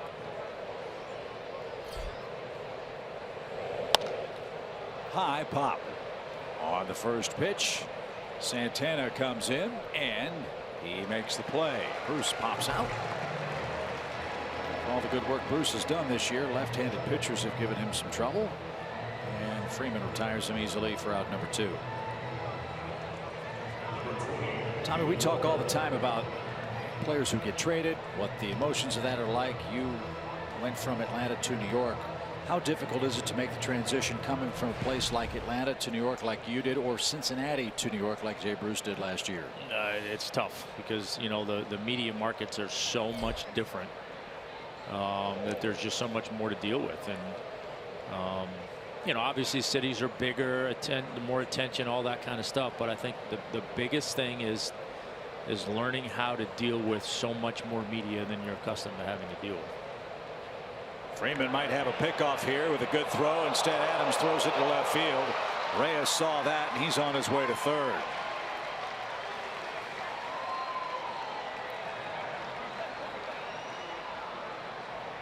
Well, the Braves had an incredible long run of errorless innings.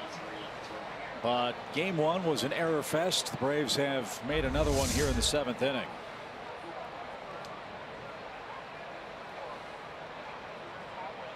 The only thing that could have happened here was after the slide for Brendan Phillips to just lie down on him like he'd caught the ball.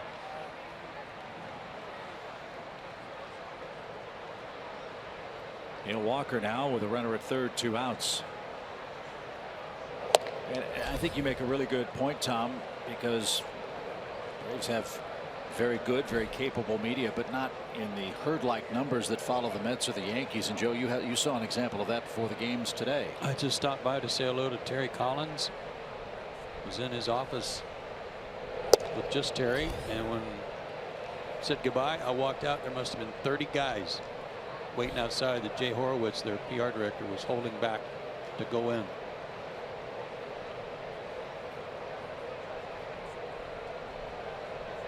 Two balls, no strikes. And look, those men and women are just doing their jobs, but I'm sure it's got to drive you crazy that the same question gets asked over and over and over again. Yeah, and you know, not only that, it's sometimes the same answers are interpreted differently. Funny how that works too, right? Yeah. Well, Jay Horowitz, one of the best in the business. I don't know how long has Jay been there? Forever, right? Oh my gosh, yeah, forever. He's great. Did you know though that Jay Horowitz is a huge Georgia Bulldogs football fan? I did not know that. Yeah, he is. John Holland found that out last year at Turner Field. Jay came down and was sitting in his office. He had the Georgia cap on. Called the dogs, said woof, woof, woof, everything. It was great. So Duda's up. He's 0 for 3 in game 2. He's 0 for 7 in the series.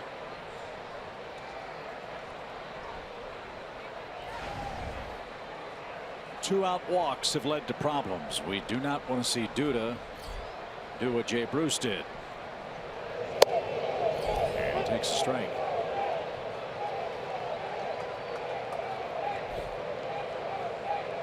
Pittsburgh came back and beat Miami 7-6. We'll have an update on that game for you in a minute. Pitch to Duda, a strike. Twins beat the Giants 3-2, as Joe said. KC over San Diego 12-6 in the 9th. Colorado, St. Louis, and Texas already winners in the National League parks. Here it's 4-0 Mets in game 2 of the doubleheader. Runner at first goes, and strike 3 called. Duda's down looking, and the Mets strand a pair here in the 7th inning. Time to stretch. Time for the Braves bats to wake up. It's 4-0 New York.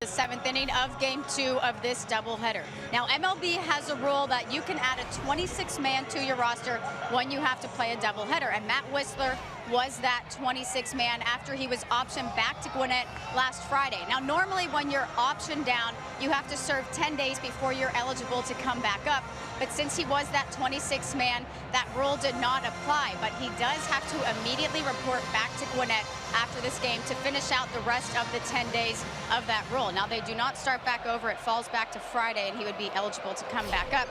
So, some summary, Matt Wisler will go back to Gwinnett tonight. You know what, Kelsey, I didn't know that.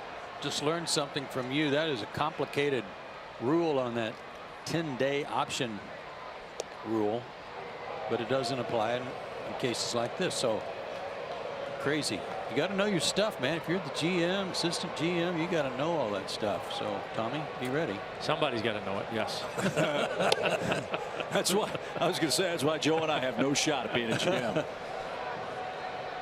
1 ball, 2 strikes for Matt Adams as Matz enters the 7th inning for New York.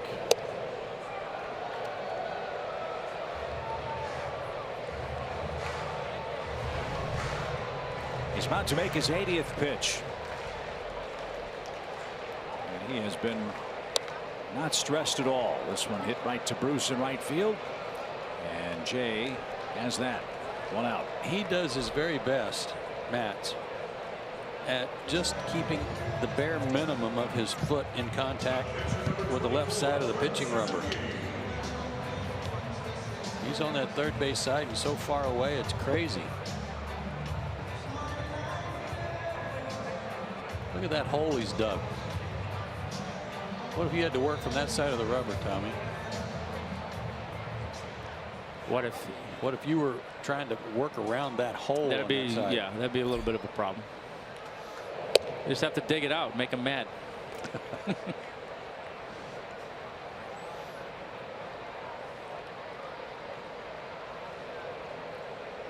1 ball, no strikes. And Suzuki trying to mess up Matz's rhythm. Does that help him more against right-handers or left-handers? You know, I think it has more to do with his style of pitching. You know, I think where he's like I was, sinker, change up, you know, a little bit of a breaking ball. I think for him, at least this is why I did it, and I believe it. To a right-handed hitter, it keeps your ball in the zone longer. So from the first base side against a right-handed hitter, you're kind of having to throw across your body, bring the ball back, and then try to get it to sink. By being on the third base side, you can start that ball in the zone, and it stays in the zone longer until it gets to home plate, and then it either moves out of the zone or below the zone. I think left-handed pitchers that are more fastball, curveball dominant, like Avery, tend to be guys that pitch more on that first base side. Ball and a strike. And Suzuki couldn't stop his swing. So the obvious benefit, as you said, for Matz is against the right-handed hitters. What adjustments does he have to make pitching on that side of the rubber against left-handed hitters like Lane Adams and company? You know, not a ton. I mean, you still have the good direction going away to the left-handed hitter. It's a little bit tougher going into a lefty, but you know, you don't tend to live in there anyway. So you know, you pick your spot, you go in there, but you still have that good angle of attack to being down and away to the lefty, and you still against the lefty would have that good angle for your curveball slider against those guys. Popped up. Walker goes out, starts backpedaling. Granderson calls him off. Good communication. Suzuki's retired. 2 up and 2 down.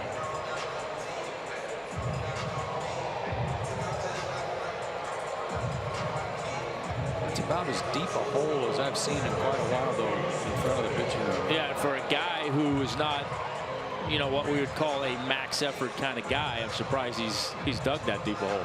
A lot of the times you see guys that dig those deep holes are the guys that are just big guys that are, you know, max effort and kind of drop and drive guys, and he's not one of those guys. Dansby Swanson's 0 for 2. Braves have 3 hits.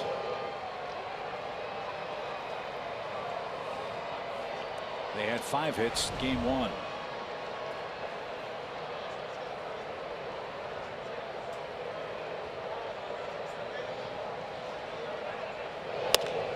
There's a shot toward left, and that ball's going to get down and bounce to the bullpen fence. Dansby Swanson has a 2-out double. The second Braves hit since the start of the 4th inning. He didn't have much to show for it in the first game, but he hit the ball on the nose 3 times. 1 single to show for it. He hits another one hard here. This time a double. Dansby's really swinging the bat well.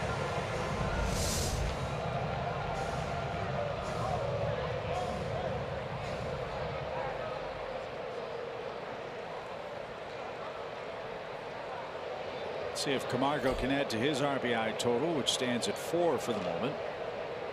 He singled his first time up. In fact, that was the second Braves hit. And he shoots that one to the right side. Out of play, foul. A fan from Tucker, Georgia, makes a great catch.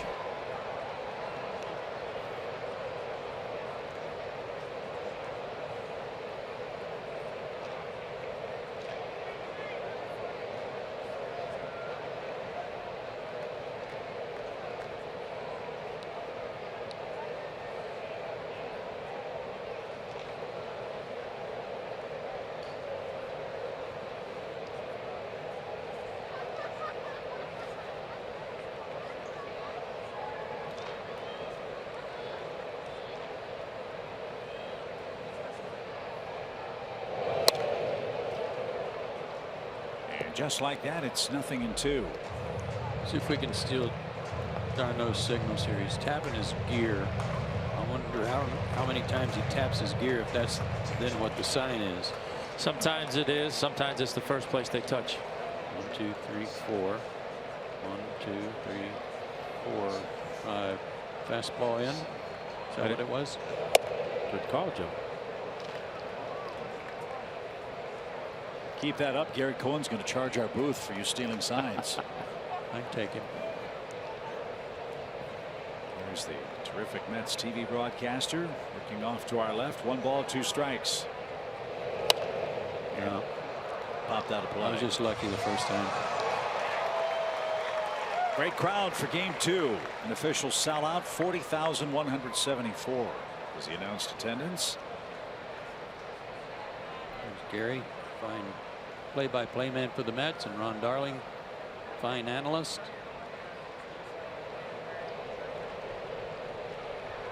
Dansby's going to try to steal third. He's going to make it as Camargo shoots one toward right center field. It's an RBI single, and there goes the shutout.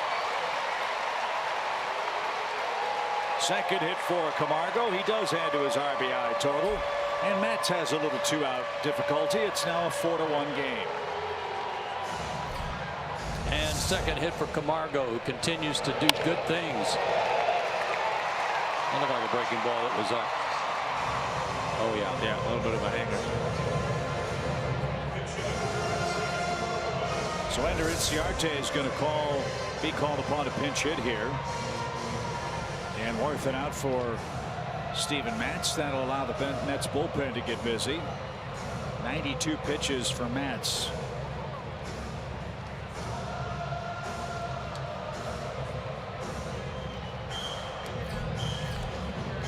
When you have a short bench, you have more guys on your pitching staff. These are some of the pickles you run into right here.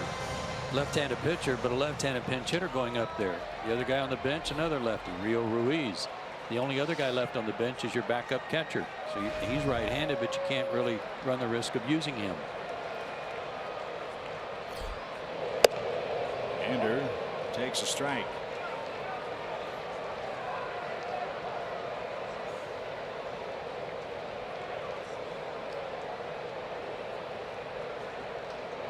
Yeah, the byproduct of all the good work by the Braves starters is the Braves relief corps hasn't been used as much as they have been in weeks past.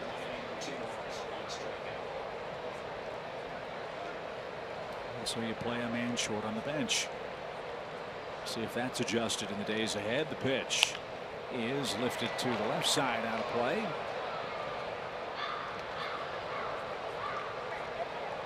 And a fan from Natchez, Mississippi made that play. Coming from all across the southeast. Natchez is a pretty city.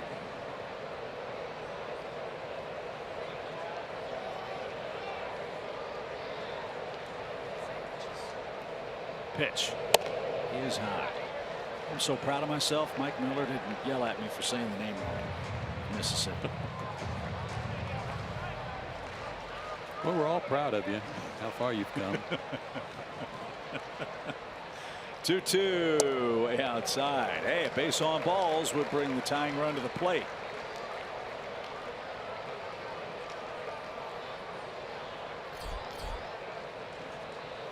And in this park, with this part of the lineup lurking, you know, Terry Collins doesn't want to have to go down there yet. There being his bullpen. Pitch is grounded slowly towards second. Walker's got it. And Matz is through 7 innings with a 3-run lead. 4-1 is the score. New York in front in game 2 of our double dip. Let's check in with Rebecca for today's big story. Thank you very much, Chip. And our big story tonight is a big blow for the Marlins. Their heavy hitter, Giancarlo Stanton, had to leave the game in Pittsburgh in the first inning right there after being hit by a pitch in the wrist. X-rays came back negative, so the team is calling it a right wrist contusion. He is listed as day-to-day, but in obvious pain as he had to walk away from that first inning of baseball up in Pittsburgh. And B.J. Stanton had been on a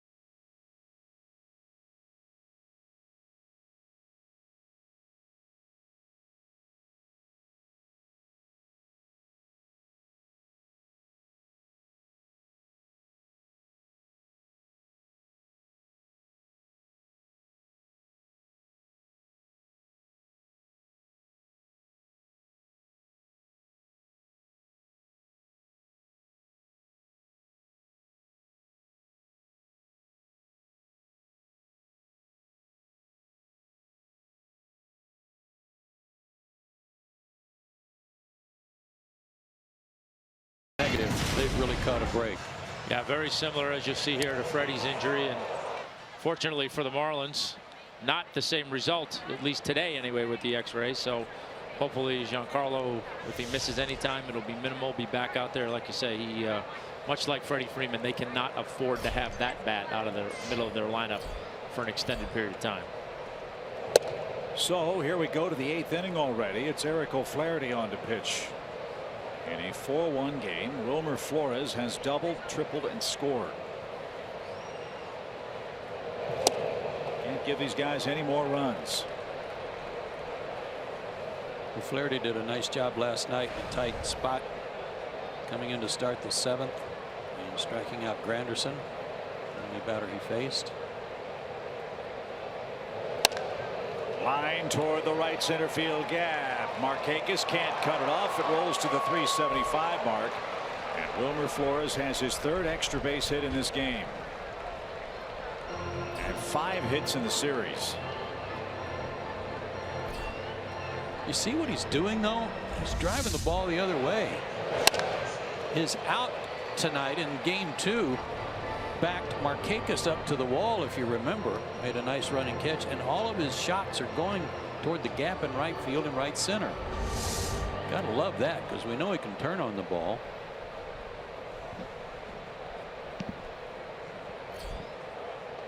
Curtis Granderson will try to move him up at the very least. And Curtis takes a strike. He's doubled and struck out twice. You know what? It's like Conforto.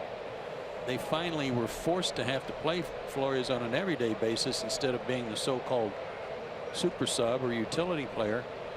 But like Conforto, he has just taken it and run with it. They can't get him out of the lineup. Yeah, I mean, there were some that thought Conforto shouldn't be on the team out of spring training. I mean, they didn't think they had room for him. Zach Wheeler too. Funny how that happens a lot, huh? I mean, you get a guy that can't seem to find time, and then when he gets his opportunity, it's like, how do we get him out of the lineup now? Swing and a miss. 1 ball, 2 strikes for Curtis Granderson.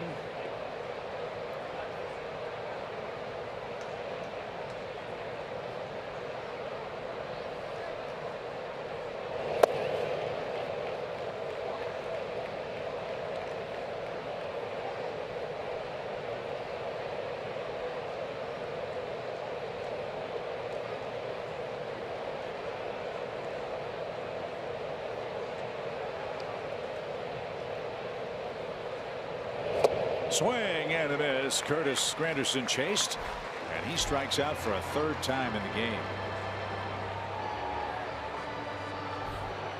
First for Eric. Here's d'Arnaud. d'Arnaud drove home the fourth Mets run. With one out and an 0-2 count, he hit a sacrifice fly to right field that brought home Flores, who tripled to start the inning. It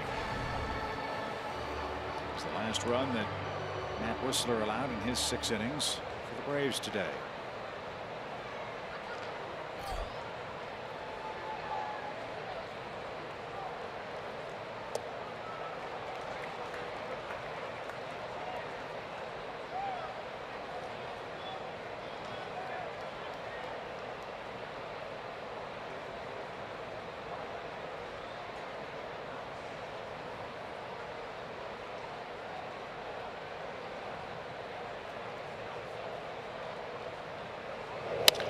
Sharply hit. Nice pickup.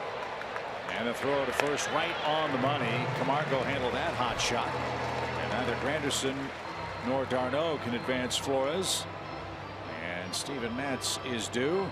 But his day is done. 7 innings of 1-run ball in his first start of 2017. He was terrific.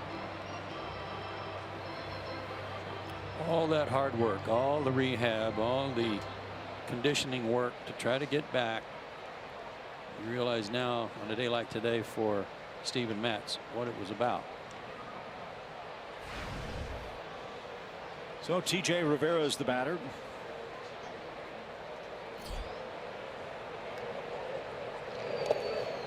And Suzuki with a nice stop. 1 ball, no strikes.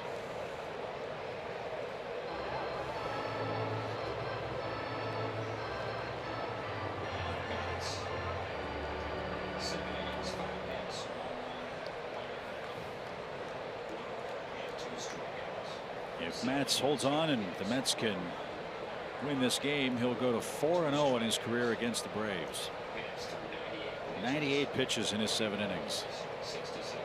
67 strikes, and Rivera unloads to deep left. Matt Kemp going back to the fence, and that one's long gone. TJ Rivera with a pinch hit 2-out home run to left. And the Mets continue to play bombs away at SunTrust Park. It's their 2nd home run in this game.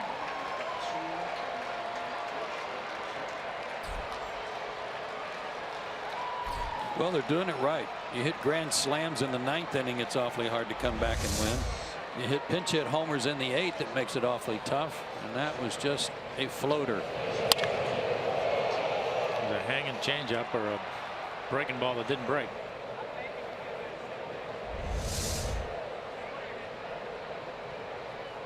So it's a 6-1 score in game 2. And that went up and into Michael Conforto. And a warning's going to be issued by Phil Cuzzi here. That draws the attention of the Mets. They're all the way on the top step of their dugout as O'Flaherty buzzed Conforto up and in after giving up the home run with 2 outs to Rivera.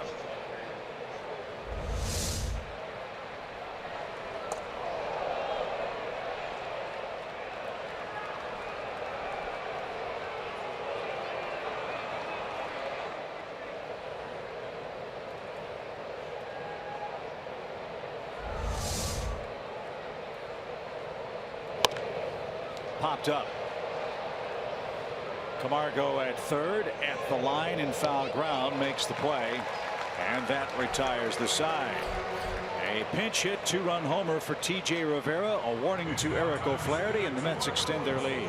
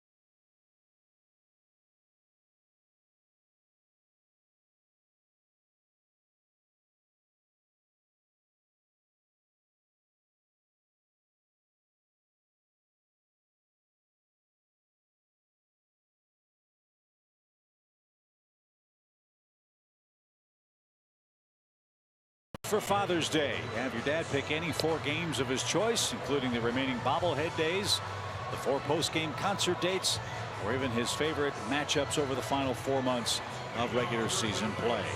Braves baseball, a great Father's Day gift. Don't forget Dad. Go to Braves.com/4games and get your dad's tickets today.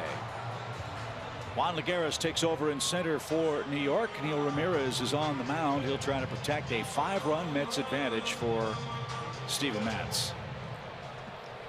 One of the great luxuries for Terry Collins here was after having to use Addison Reed for an inning plus in game 1. This 6-1 cushion now kind of takes Reed out of the equation and use somebody else.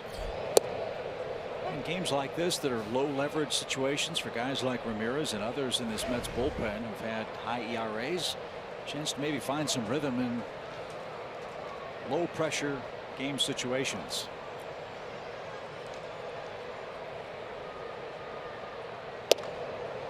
Yeah, when you got guys that are struggling a little bit here, you're always looking for that low stress situation where you can bring a guy in and, you know, hopefully get him some success and some confidence without the game being on the line. Swing and a miss by Santana. Got the start in center field and leadoff for the Braves in game 2 today.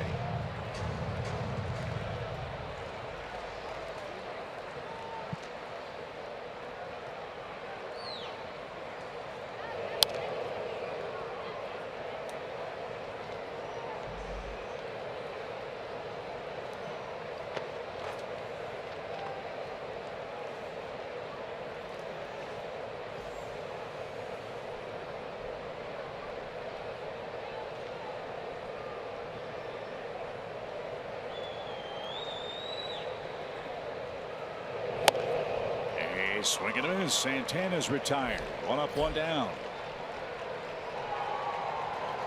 Ramirez started the year with the Giants. He was designated for assignment and claimed by the Blue Jays on May 5th. He was in the Toronto organization 4 days, and then they designated him for assignment. And then New York, looking for any kind of veteran bullpen help, signed him a week later on May 16th, and here he is. 4-pitch guy. Fastball. Good velocity, 92 to 95. It's hard to be a 4-pitch guy out of the bullpen. Usually they like you to trim that down, don't Yeah. they? Maybe that's part of the problem. Pick 2. Yeah.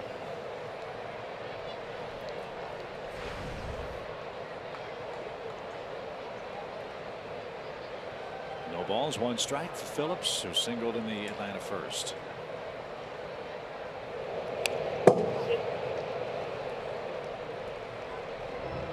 And 0-2.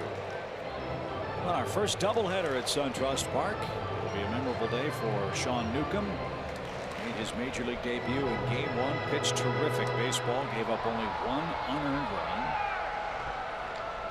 The Mets, however, spoiled the party 6-1 thanks to a Yoenis Cespedes grand slam. And Robert Gesellman's equally good start for the Mets. Shot to the right side due to Fields. Flips to Ramirez covering.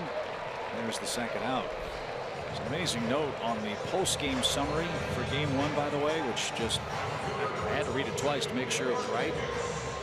Since opening day last year, the Braves have now allowed 12 grand slams and have hit 1. Wow.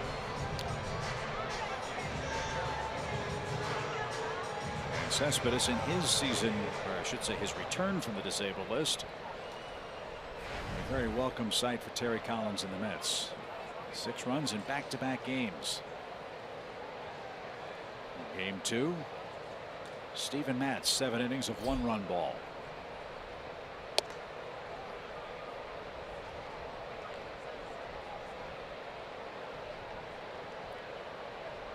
Wrap up the series in the homestand tomorrow afternoon. Jaime Garcia for the Braves. He's been pitching great the last 3 or 4 times out. Seth Lugo also will come back for New York. He's the guy with the ridiculously high spin rate on his curveball. It's a good one. Pitched great in the World Baseball Classic, but came up with elbow trouble at the end of it. He's missed this much of the season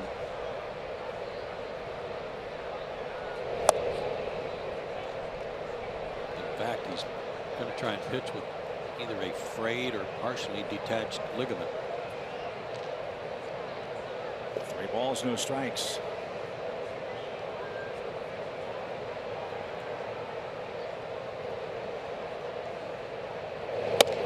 And Markakis draws a 2-out walk. Second time Nick has walked with 2 outs in the game. Kemp's coming up. He's 0 for 3.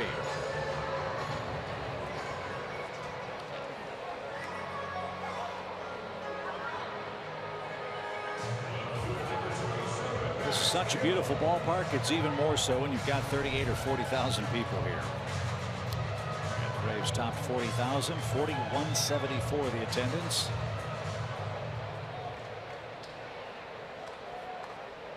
Baseball and a concert will follow us here at SunTrust Park.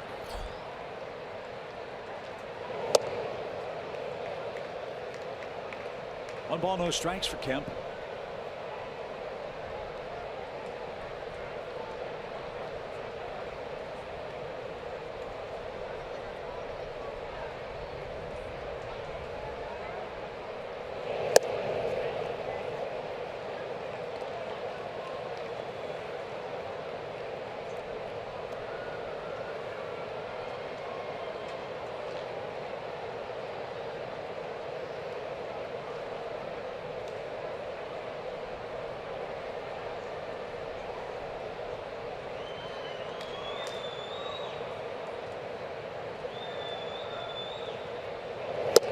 See, this where as a manager, I'd have hissy fits in the dugout.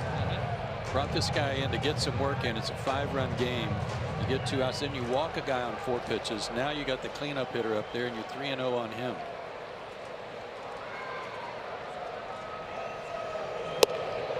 That was good enough. 3 balls and a strike. Mets do have more bullpen action.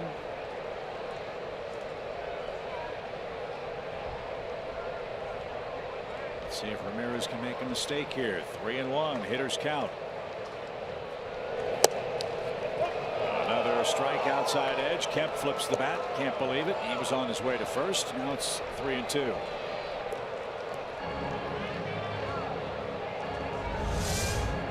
One slider. Good pitch. Yeah, did.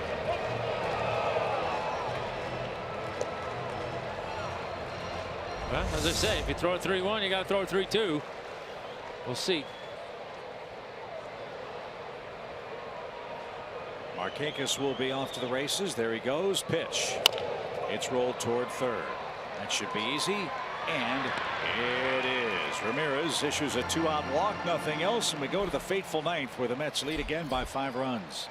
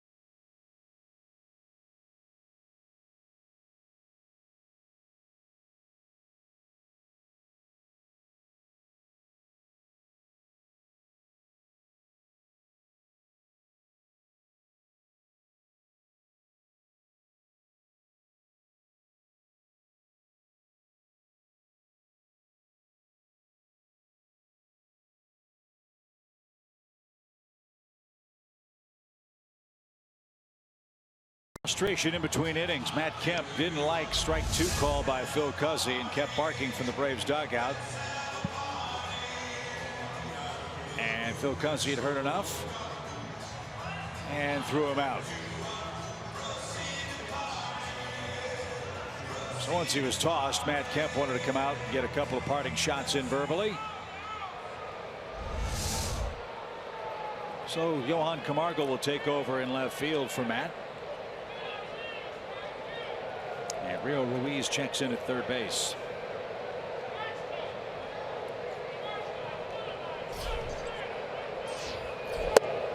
Flaherty back to work, delivers low to Jose Reyes as the Mets start the 9th inning. Reyes is 1 for 2 with a sacrifice, a walk, and a run scored. And he pops one up. Rio coming in at third base and in foul ground makes the play. Funny how that happens. Just check in. First ball's hit to you. All the time.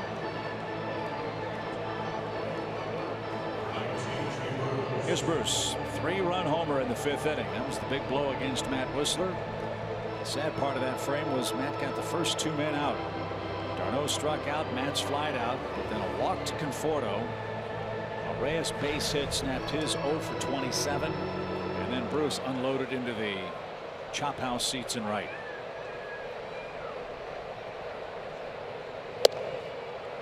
And a strike.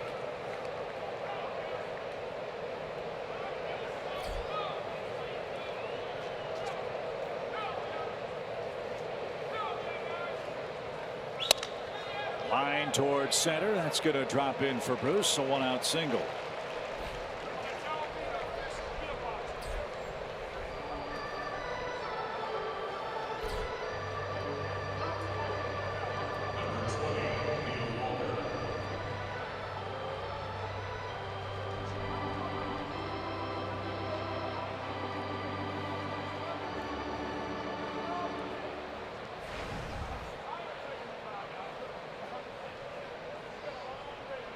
.255 right-handed, .265 left-handed at the start of this game.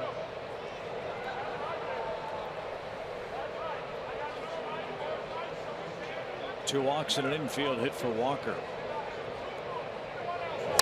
And another rope, this one to left field.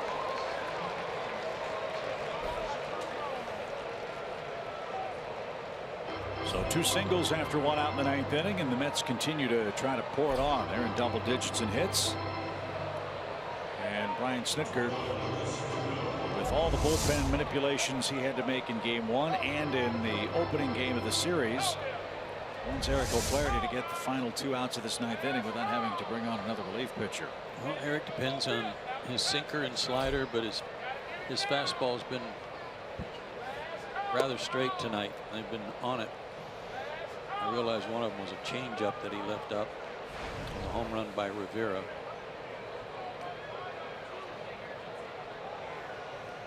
Lucas Duda's got the hat trick in strikeouts. Didn't get that one either. 1 ball, 1 strike.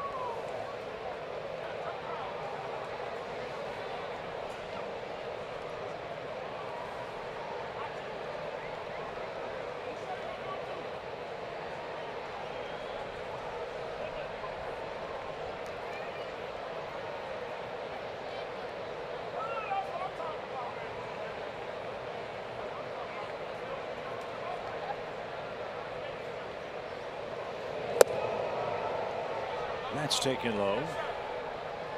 2-1.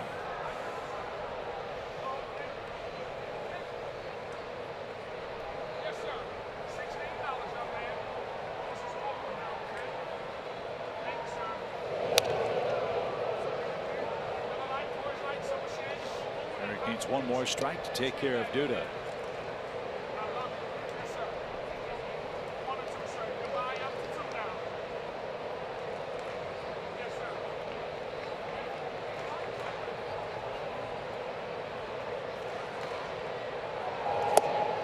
Did just that. So Duda strikes out for the 4th consecutive time. He's 0 for 9 in the series. There's the 2nd out.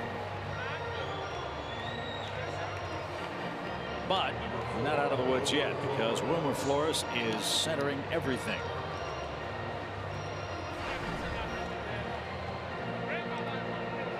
2 singles in game 1, 2 doubles and a triple, 2 runs in game 2. After an 0-for-3 start to the series on Friday night.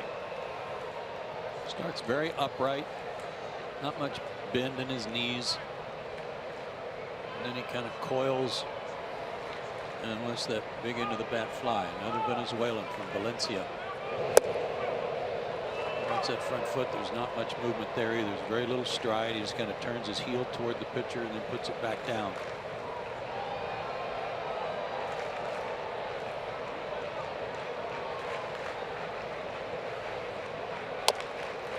High hopper hit to the left side. And the throw to first is in time.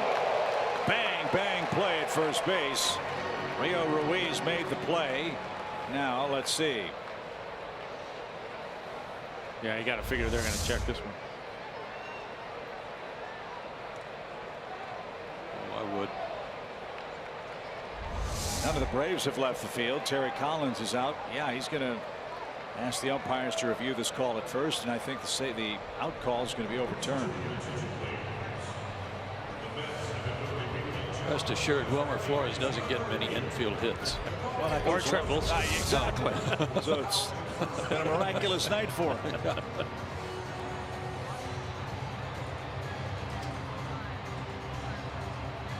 Yeah, he's clearly safe.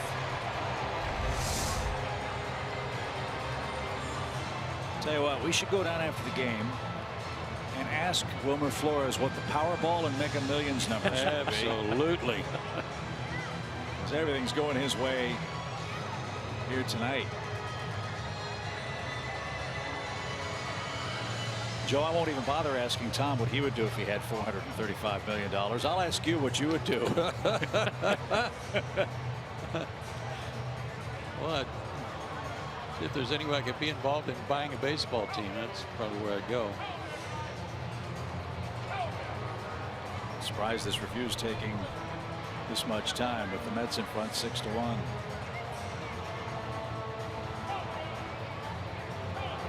But they want to make sure they get it right, and the verdict is in, and he is safe. So New York has him loaded with 2 outs. So 4 hits, a single, 2 doubles, and a triple for Wilmer.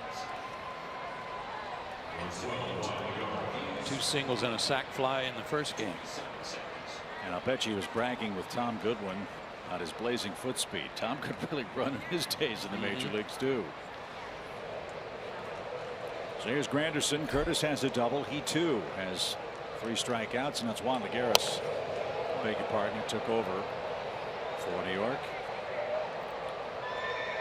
And it's into the seats foul.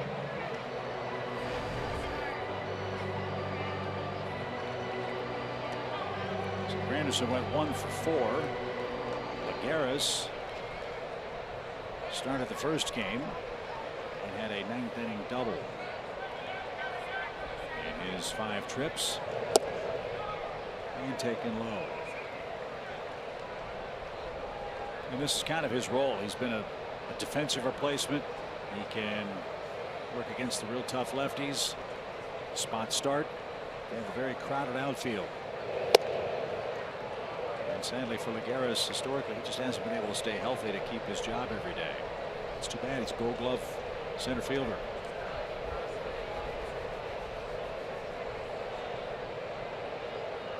Two balls, 1 strike.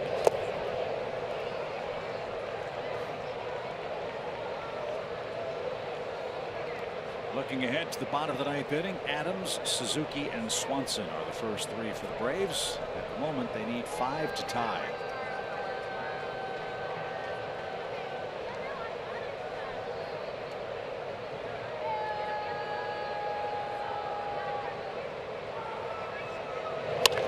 Line drive into the left field corner. That's going to bounce up against the fence and die at the base of the wall.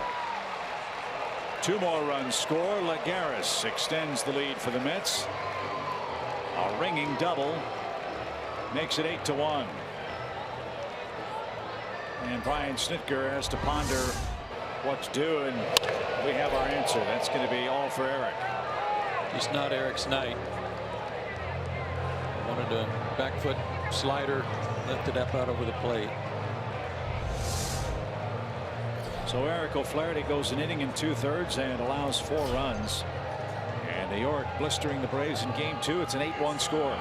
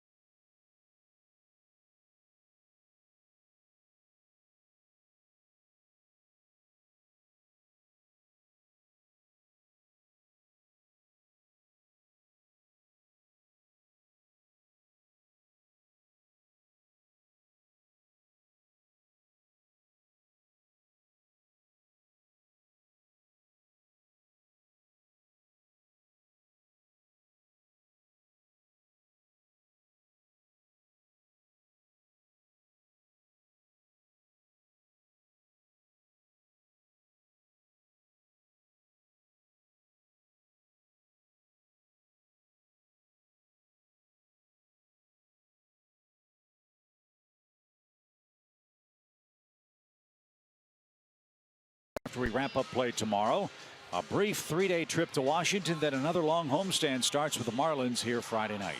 Washington still having trouble with their bullpen after Coda Glover gave up the lead today in the 9th.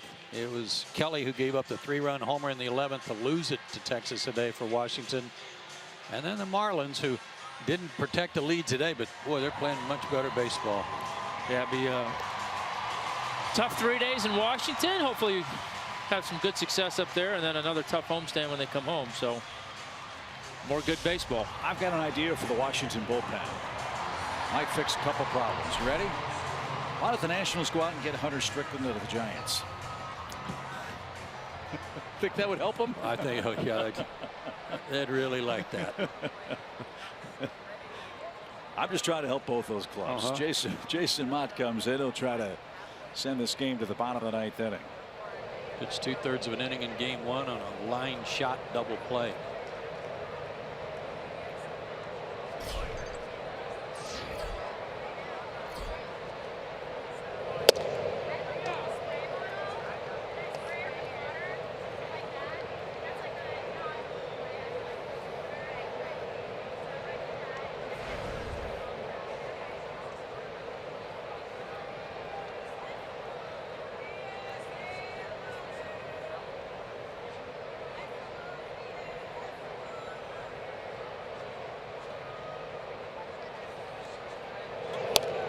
It's fouled back to the screen by d'Arnaud.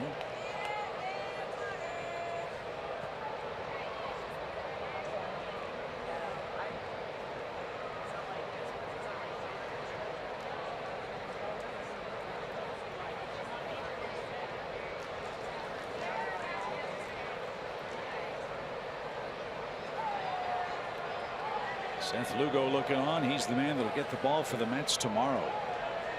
He's a great story, a 34th round pick. Way back in 2011, he was the only player from the 34th round in that year's draft to play in the major leagues. And he went 5-2 last year for New York. 5-0 his last 5 decisions.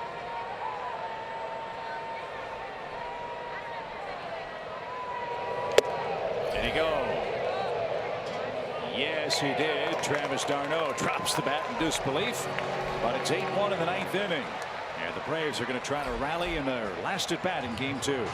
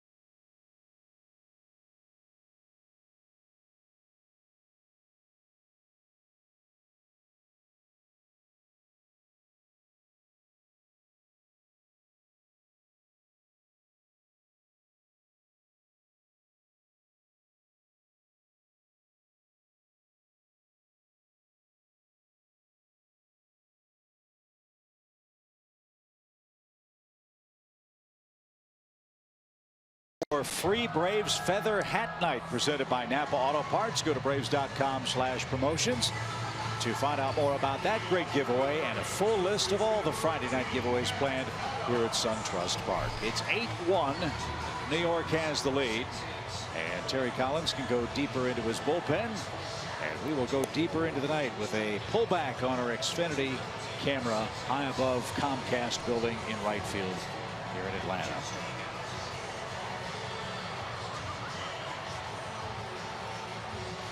Beautiful building, isn't it?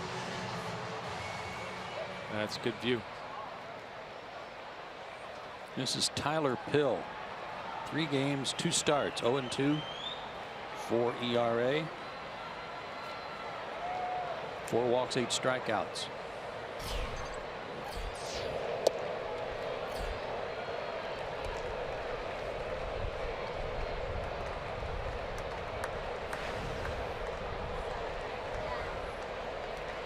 One ball, no strikes.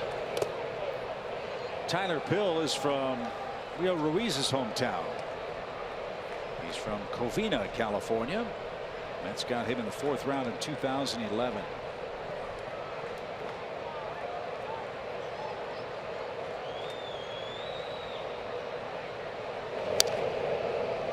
Adams didn't get that one, fouled it back. 2 balls and a strike.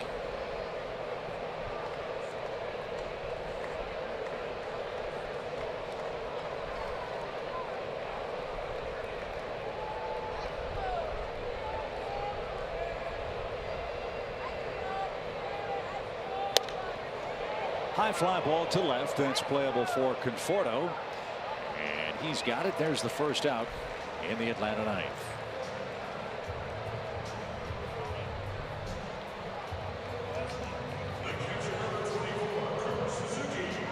Braves have scored 8 runs in the last 4 games. That's a tough way to try to pick up victories. Again, Atlanta in a stretch of 18 of 21 games at home. 15 of the 18 games are against teams with sub 500 records. Braves split 4 with the Phillies. They're 2 outs away from dropping the first 2 of 3 in this series, with 1 more to play tomorrow afternoon. And a swing and a miss. Yeah, they've spoiled us a little bit. They've been swinging the bat so well, scoring a ton of runs.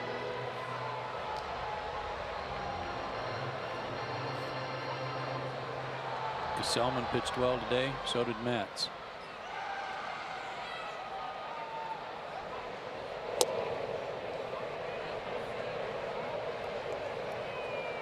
It's just hard over long periods of time to keep that offense rolling like that. You know, you're going to run into some stretches where you don't swing the bat well, or you run into some good pitching. And this is not an excuse, but typically in a doubleheader, you're not putting your A lineup out there for both games. You're trying to use a lot of your bench and get some guys some at bats, get other guys rest.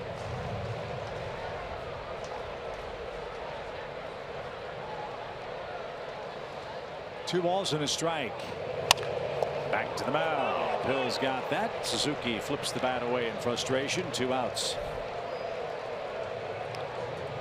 And it's all up to Dansby Swanson if he can keep the Braves on life support here. 8-1 in the 9th.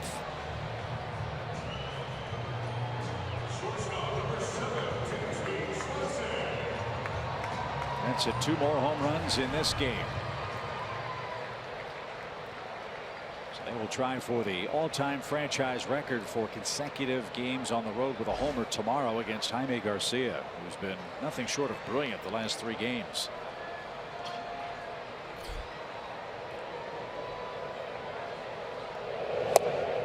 And strike.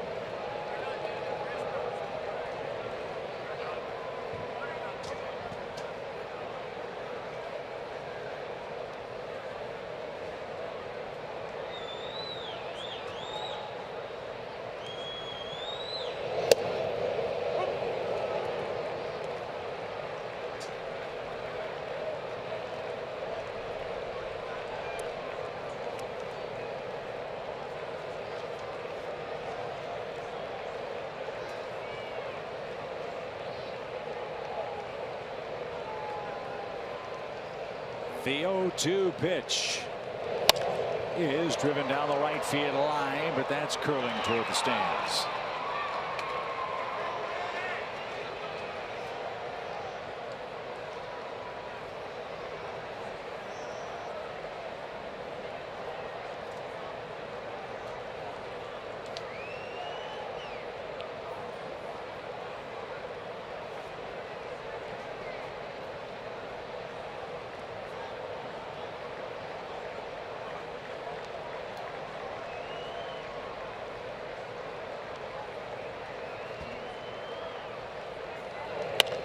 To second.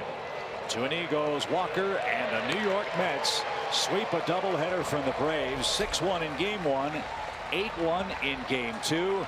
Jay Bruce with a 3-run homer. The Mets added 2 more in the 8th and 2 more in the 9th. And they will go for a series win here tomorrow. It was a perfect weekend start for New York. Cespedes is back.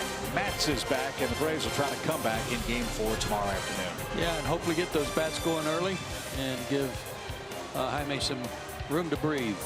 And Jaime's pitched well. Hopefully get some good results tomorrow and salvage the series. So we'll talk about the double dip today on Braves Live, presented by Xfinity. It's coming up next. Matz beats Whistler 8-1, your final in game 2. We'll join you on Braves Live in a moment.